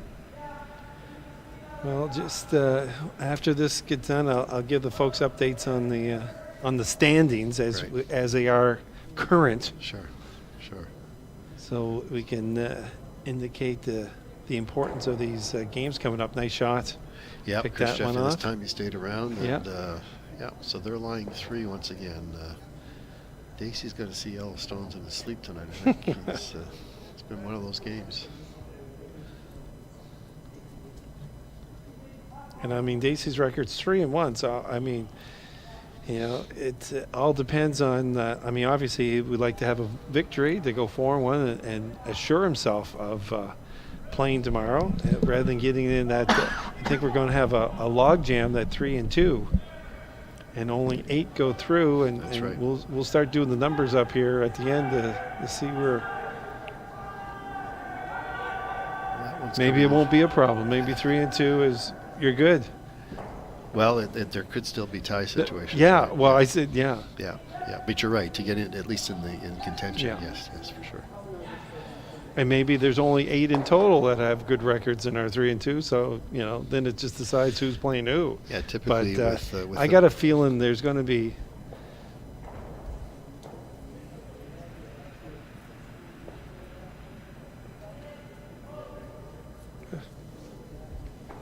And we've got now the Chris Jeffrey. It's been takeout, takeout, takeout.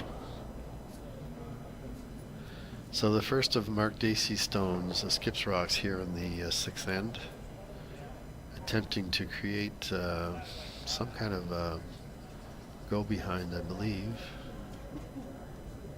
so that Grattan doesn't walk away with more than one here. Certainly the house is open, so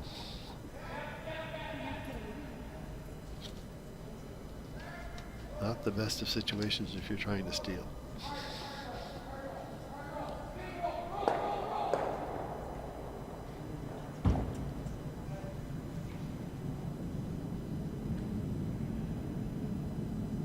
The brushes are pounding this, and it's moving pretty good on them. Just going to be the top of the, it's light again. So the Dacey squad is certainly having a challenge with getting their weight this late in the game as well. Yeah, that should have been rectified by now, but they're, like I said, they're having a hard time on that side. Yep, yep. Yeah, this is the most that they've played that side all game, so yeah, just not picking up on it. I mean, the ice could be changing a little bit. We're late in the evening. It's been played on all day. Well, so it's the pressure, too, of us. We're putting a lot of pressure on them. Get the cameras here. You're up here. There you go. You know. There you There's go. what's he saying about us? Is that Arnold up there? Ah, jeez. He's going to be picking us apart here. However, we are being as nice as possible. James is going to ask for the. He's going to take that red stone out of play and not have to contend with it. He's lying 3 in the house, so this one doesn't have to stick around.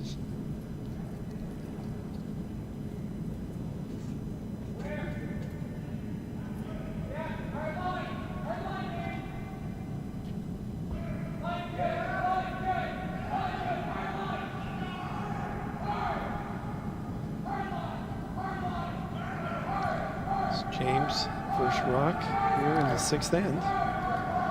And that's mission accomplished. He rolls out, so that's fine. Still lying 3. Mark Dacey's going to try to replicate that same shot, get something over towards those 2 yellow, preferably scoring, being shot rock, but in front of the Yellowstones, so that James will have a harder job of taking him out. Not an easy shot. No, James done what he had to do here at this end. Yeah, there were. And like you said, a few miss, a little light, over curl, and yeah, that wasn't the best end for Dacey, No. for sure. And we've got an update on sheet 5. McDougall stealing 2 or 3 in the 6th end to lead Blanchard 5-3 with 2 ends to go. They're brushing this one, Keith. yeah. He's certainly a little heavier. Coming over nicely now. Yeah, good shot. Very nice. Have it finish. That's about as good as he could do. Yeah. So what? James wants to follow that path down. James would follow it down, and you know what? I know it's he's got 2, 3, and 4 in the house, but just simply removing that. He's asking Peter Case how much can he see of it. It's not obvious, You've Nope. got to come down with enough weight to Oh, move it off. yeah. And It looks a lot different here than it does down there. Absolutely. The other saving grace for James is, of course, if it happens to over curl, he can always hit his own and roll in to get his single Yeah. point. So, I definitely think he wants to go after it. Yeah. It'll pretty well put the game out of contention, I would think, should he hit and stay. It would be a count of 4, so. Put him up 8-2 going in this. Yeah, with 2 ends to go, Yeah. so, yep.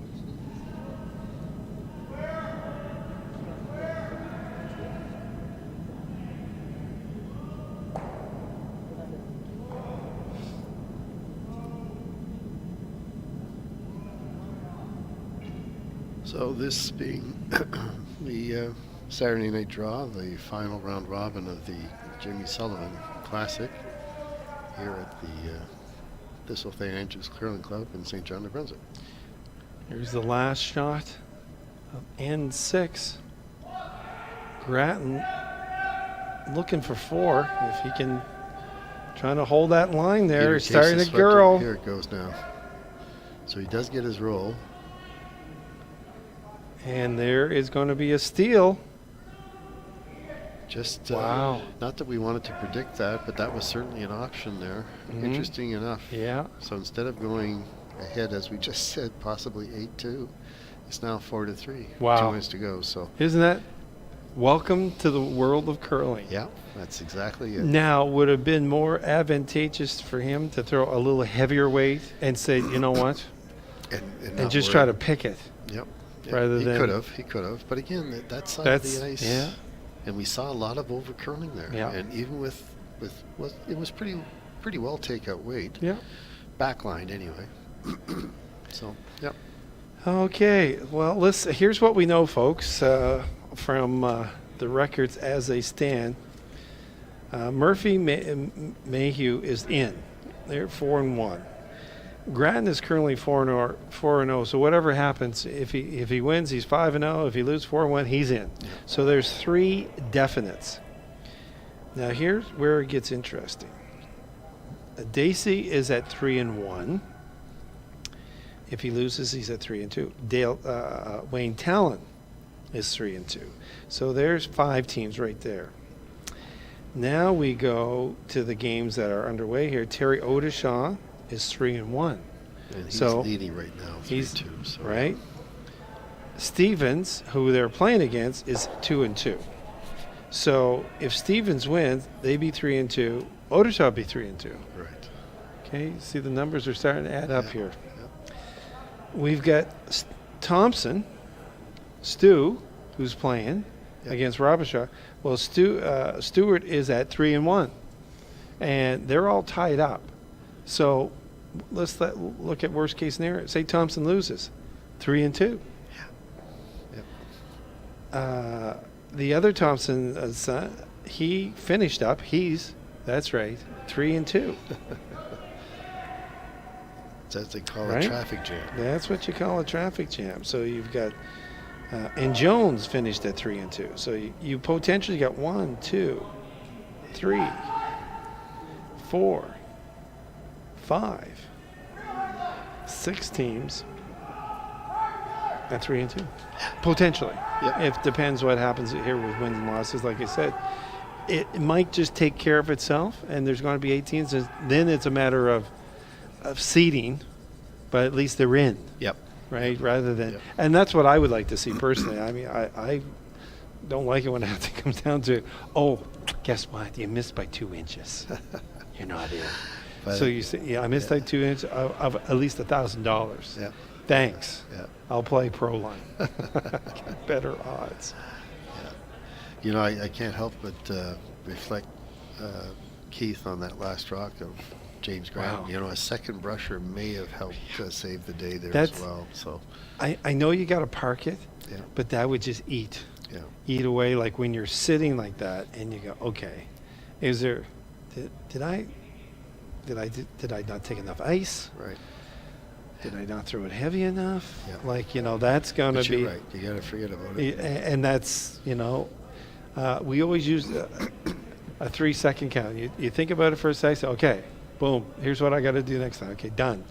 Don't let it eat away. Don't let your it's like in golf. Don't let your last shot affect your next shot. Right.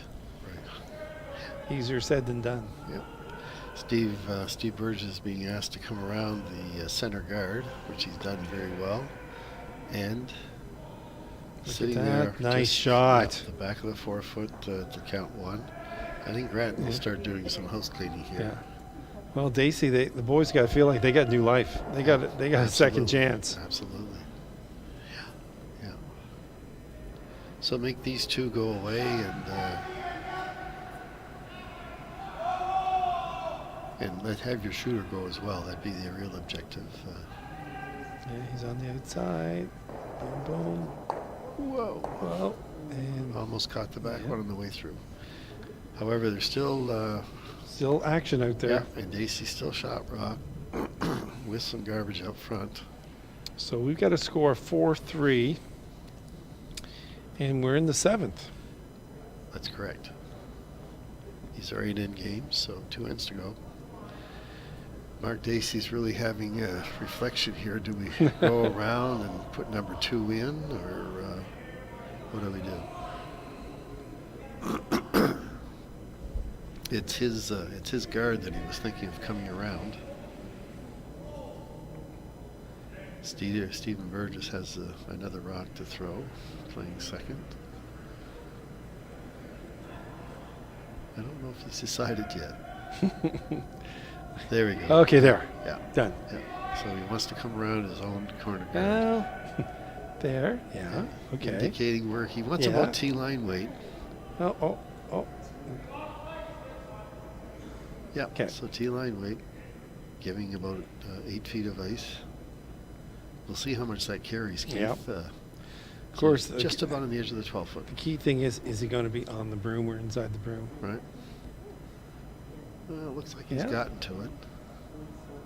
They're brushing it just to keep it clean.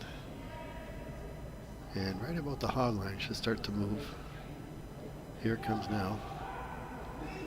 They're really beating it. But you know what? We've gotten onto some fresh ice there. Uh-huh. Just a bit. Well swept. He's in play. He's not number 2, but he is in play. So where's Christmas going to be this year? Or the coming up to your place, or are you coming down to the grandkids? They always come home. So, They always come home. Yep. Moncton's not far. No. How about for yourself? What? We're going up to my wife's dad's place. We're Yes. creating magic there. Oh, there you go. And then New Year's, we're heading to the Algonquin. Oh, good for you. They got like an 8-9 piece band playing. Right So on. we got married there New Year's Eve, so Oh, we there you thought only appropriate for us to go back there and pay homage. We just spent a beautiful weekend there in September with 8 other couples. Oh, yeah. It was great. Well, we go 2 or 3 times a year. We just love it down there. Yeah. And we were down there. They had an 80s dance party last weekend, Oh, really? so we had to support that. There you go. So Dacey's looking to replace that guard. It's all about getting some garbage up front. He's lying 1 in the back of the 4 foot with Grattan second shot on the 8 foot.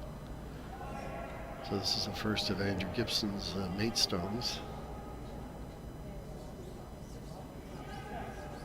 It has a late break. Yeah. It should start Look going about now. Oh yeah, that's Here we go. got And it across.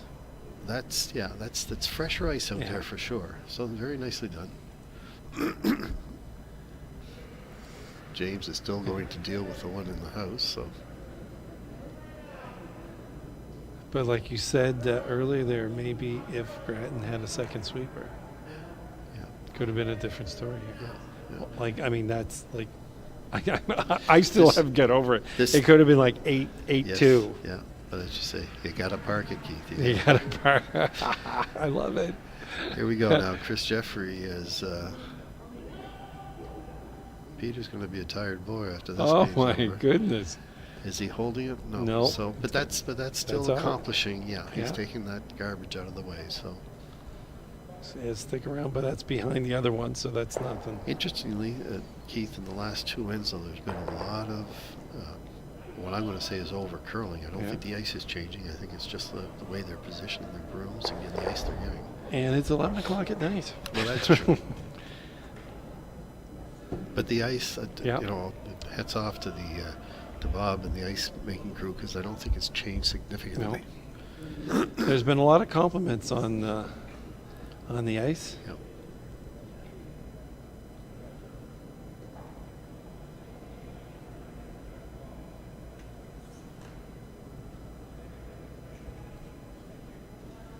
So again, the full 12 feet of ice for Andrew Gibson, the last of his mate stones here in the 7th end.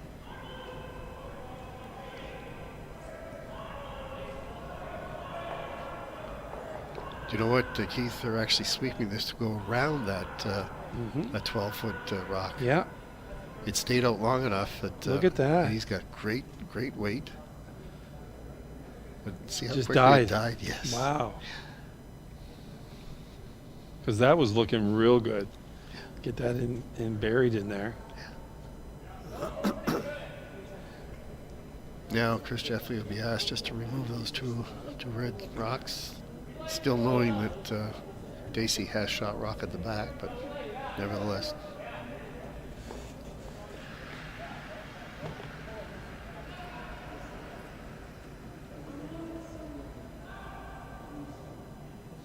They might even get some action on this, Yeah. Keith. Bang. Bang. Wow. Look at that. Great shot Yeah. by Jeffrey. A triple play. Yep, exactly. Well, One shot and they all go away.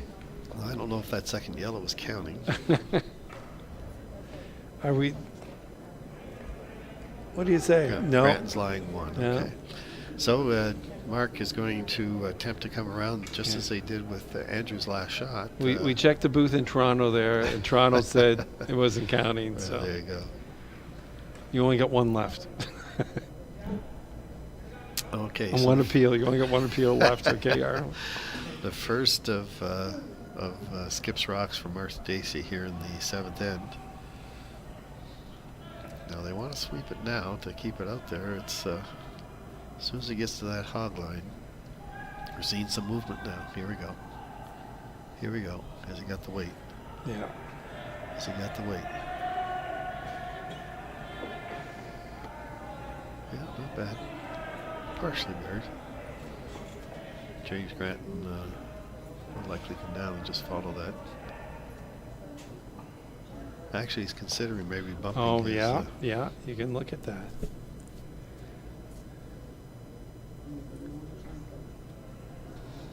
Hit. There's goes. His will stay.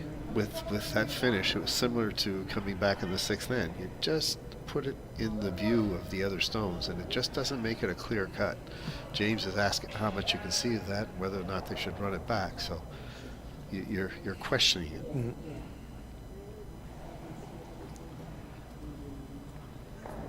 Ice 5 has been updated. Zach Blanchard took one in the 7th, so they're trailing McDougall after 7, 5-4. Ottershaw and Stevens, 4-2 for Ottershaw, and they're playing the 7th.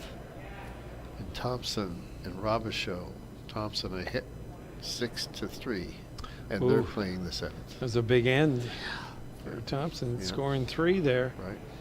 because they're sitting with a record of 3-1. So that's So huge they could for be them. a 4-1 team, which Yeah. would make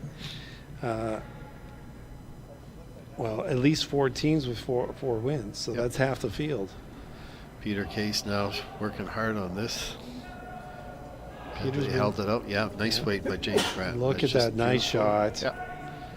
So out goes the red, and now Granton is lying 2 once again.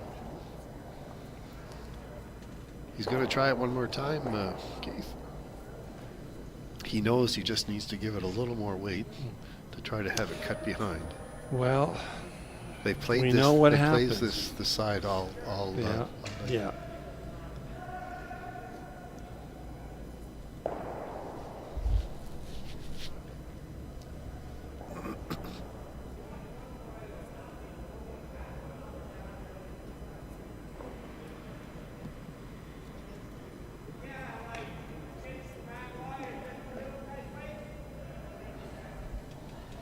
brushing this near as quickly. It seems to be holding out just a little longer this time, Keith. Here it finishes now. Yeah. Here it goes. Look at it, though. Keeps going. Now, let's I see. think he's got shot.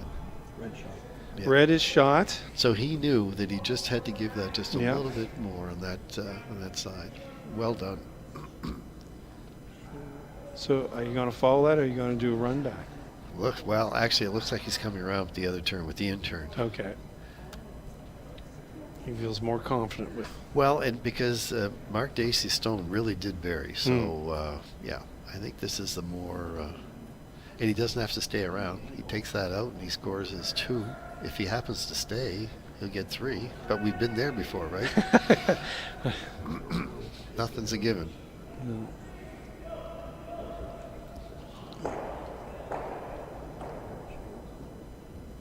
Well, here we go.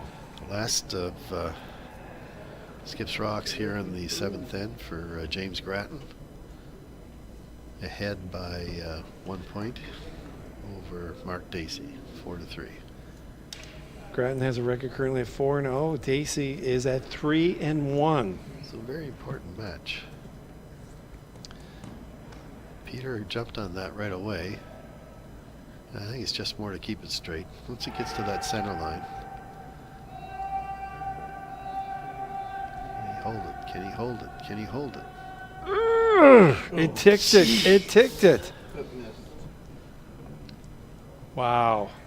Once again, it's Last shot again. and Peter is a pretty tired cat there. Once it starts to move, Yeah. even with 2 sweepers, when it starts to move, it is very difficult to hold It's on. got a mind of its own. Yeah.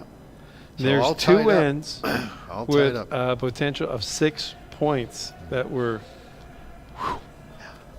But to Dacey's Wow. credit, he put it exactly. Yeah? where- Oh, yeah, he in made both- the shot. in both cases. Yeah, In he both made the cases. shot there to put that pressure on him, right? Yeah. So here we are, folks, 4-4. Last end.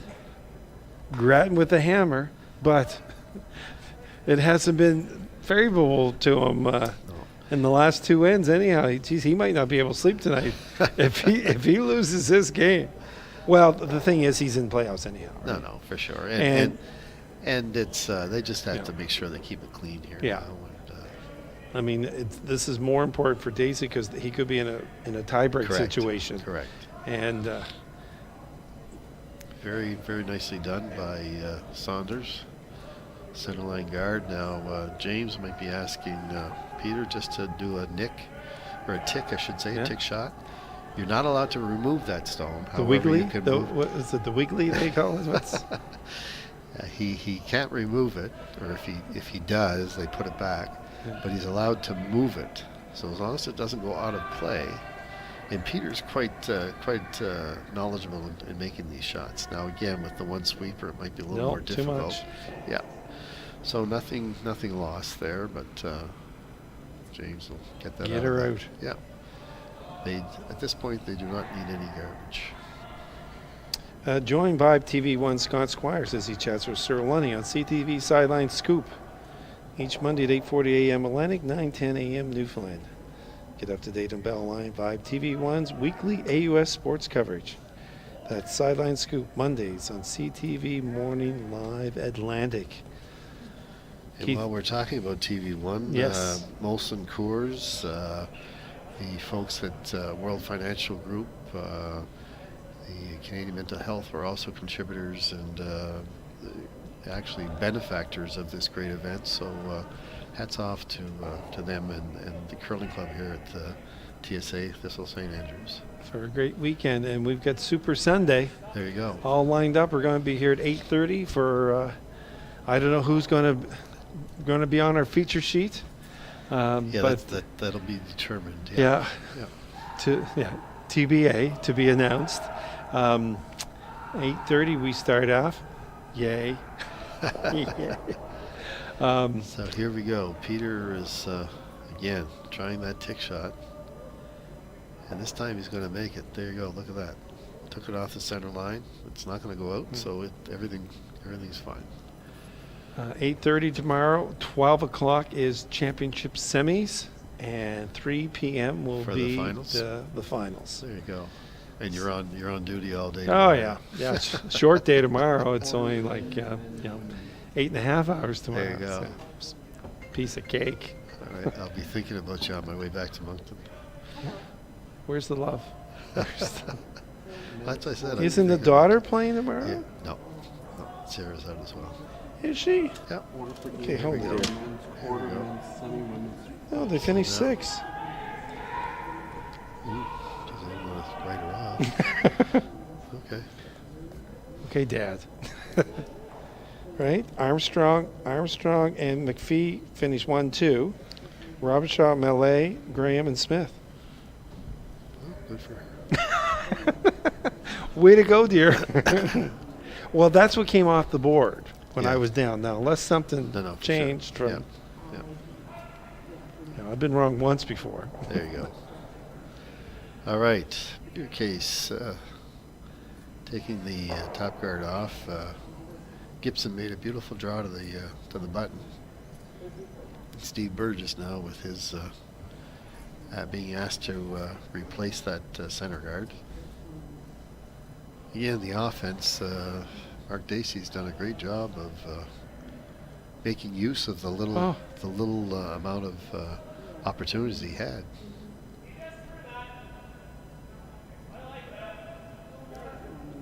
Well, you look at the score, and Grattan was up 4-1, and then they scored a single in the 5th, and they stole one in the 6th, and then the 7th Right on. to give us their 4-4. So the momentum, that M word, is Yeah. definitely No question. on the Dacey side currently, Yep. Absolutely. and we'll see how mentally tough James is if it comes down to a situation again Well, that he had in the last two ends. Dacey has one right on the button, so Chris will be asked to remove that center guard. And again, I mean, the run back isn't really an option here. He just wants to get rid of that guard. Lots of weight. Make sure the shooter goes out. May even get this one over here. Nope. All right, so Andrew Gibson will be asked to replace that center guard. They know this part of the sheet very well. They played it most of the game.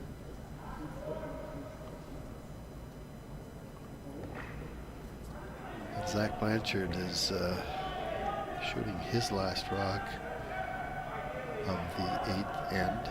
Needs to bury it to score. He hasn't got last rock. No. He's got excellent weight. Yeah, good shot. Stay around.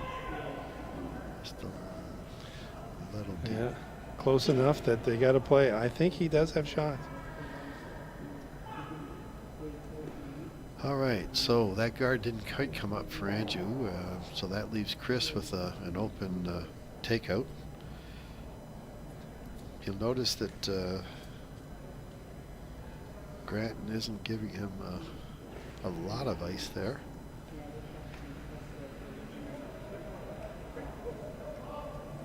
It's a little full. Nice weight.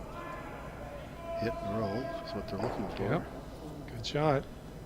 Okay. The boys are going to sleep well tonight. Look Yeah. at Case. Look at rotating the arms a bit. Oh, I can't That's I tough. can't blow my nose. I can't get my hands up that high. That's tough. That's tough. So we have handshakes on the ice 8. And they got to play at 8:30. Remember? Ouch. Handshakes on ice 8. Thompson over Robichaud. So that's Thompson finished. finished at 4-1. Yep. And Robert Shaw finished at 1-4. Interesting here, Keith, that Andrew Gibson was asked to come around the corner guard a little bit like the other end, rather than going after shot rock. So it's all about burying. Paul's almost done. However, it's a No, little it's- short. yeah. Not really going to serve the purpose there.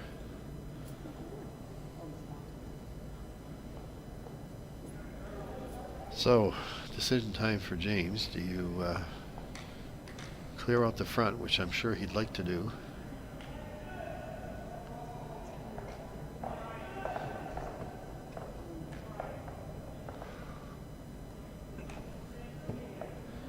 I think There's he going to may. be some measurements over in sheet 5. Red has 5. Bring out the stick.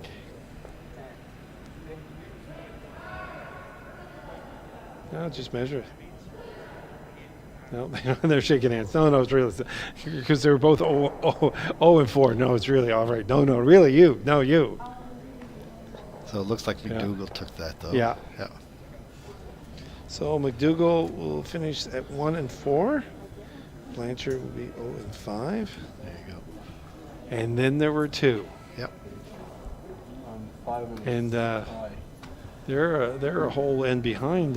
Yeah, Ottershaw and Yeah. Stevens. That auto shot. they're- Terry. They're in the 7th end, Yeah. and another rub on the guard here, which is something we've seen a lot in our game.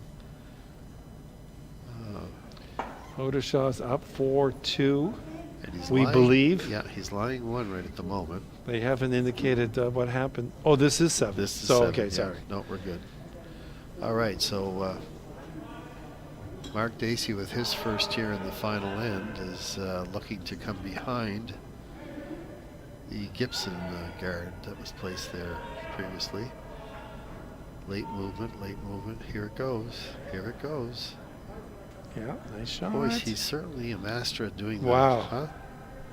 Look at that. He gets Beautiful a piece of shot. the button. Putting the pressure on. He loves coming around those guards. Yeah. And he is shot here. And he is It's shot. it's all tied up, ladies and gentlemen. Someone is going to win this game. The good thing is, Arnold, Yep. we won't have to go to extras. No, It doesn't look that way. no, I would agree. On 5, it was actually tied 5-5. There's no winner. It's going to go tiebreaker. So we'll, the decision is, do you remove that front one so that they can't come back again, or do you go down to the one that's on the button? So this is the last shot in the 6th end. Odeshaw's up 4-2. And there we go, another guard. Look at that. Keith. Look at Yeah. look at that, right? So Odeshaw steals 1 in the 7th. Yeah. It goes ahead 5-2. That's a big. And again, that's it's And that happened that well out. yeah. So Odeshaw, his record is currently at 3-1, and Stevens 2-2. So that's really huge for Stevens. Yes. You know, he just wants to have a chance to be in the conversation. Yeah, I think you got to get to 3. That's Yeah. right.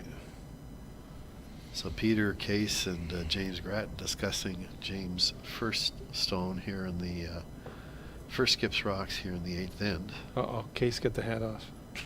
This is a serious conversation. Here we go. All right, and it looks like they're. James had asked Chris Jeffrey to make this same shot, just his last rock. So they know what it's doing here. There shouldn't be any surprise. It's following that center line pretty good. Yeah. He's got staying- nice weight. He's got Staying nice on weight. it. Staying on it. Yeah. Little movement. Yeah, he's He's good. by. And he sticks around. Yep. Or no, No. not so much. Okay. So Now, force Dacey make his same shot again. guess what? He's going right back for it. Yep. Did it once, may as well do it again. Yeah. Well, that's worked so well for him, eh? The 2 ends that he stole, that's exactly what he did. So, final stone here for Mark Dacey in the 8th end. Tied 4-4. 1 rock remaining after this. James Grattan, of course, has hammer. So, as you say, there will not be an extra end. Someone's going to score. I'll be home before midnight, don't worry.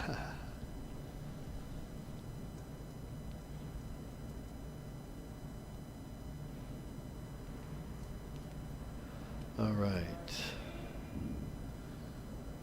Steve Burgess is on that right away.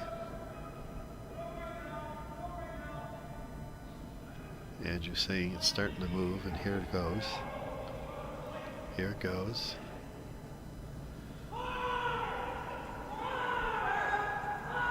A little lighter than his last one, Yeah. however. Nope. Yep. Nope. I'm going to So do there it. you go. Yep. So James Grattan goes through undefeated. Undefeated. He's 5-0, and Dacey's 3-2. Which still has potential. Oh right? yeah, I mean, like currently, like Murphy, Mayhew 4-1, Grattan 5-0, Stuart Thompson 4-1. So Right. there's 1, 2, 3. There's 4 teams right off the hop, and then we have a log jam at 3-2. Talon, Dacey, Right. Ottershaw could be finishing here at 4-1 too. And then we have a few teams. Thompson, Jones is all at 3-2. So check the right. website. Hey, Well, Arnold, listen, it's been a pleasure. you go Keith. home and get some rest. Yeah, you get some rest. Thank you so much. Thank you very much, and that's been great here at the Jimmy Sullivan Classic here in St. John, New Brunswick. Well, tomorrow morning, folks, we're going to be bright-eyed and early. Have your coffee and tune in to us because we'll have the quarterfinal action. All men's games will be playing. All quarterfinals. They're seeded 1, 8, 2, and 7, 3 and 6, 4 and 5. The women on the other side, the top two get a bye into the semis, and they'll have quarterfinals of the 3rd and 6th and 4th and 5th seed. So we're going to be here at 8:30. Semis will be at noon. Championship at 3. On behalf of the Bell TV1 crew, this is Keith Rain signing off from Thistle St. Andrews in St. John, New Brunswick.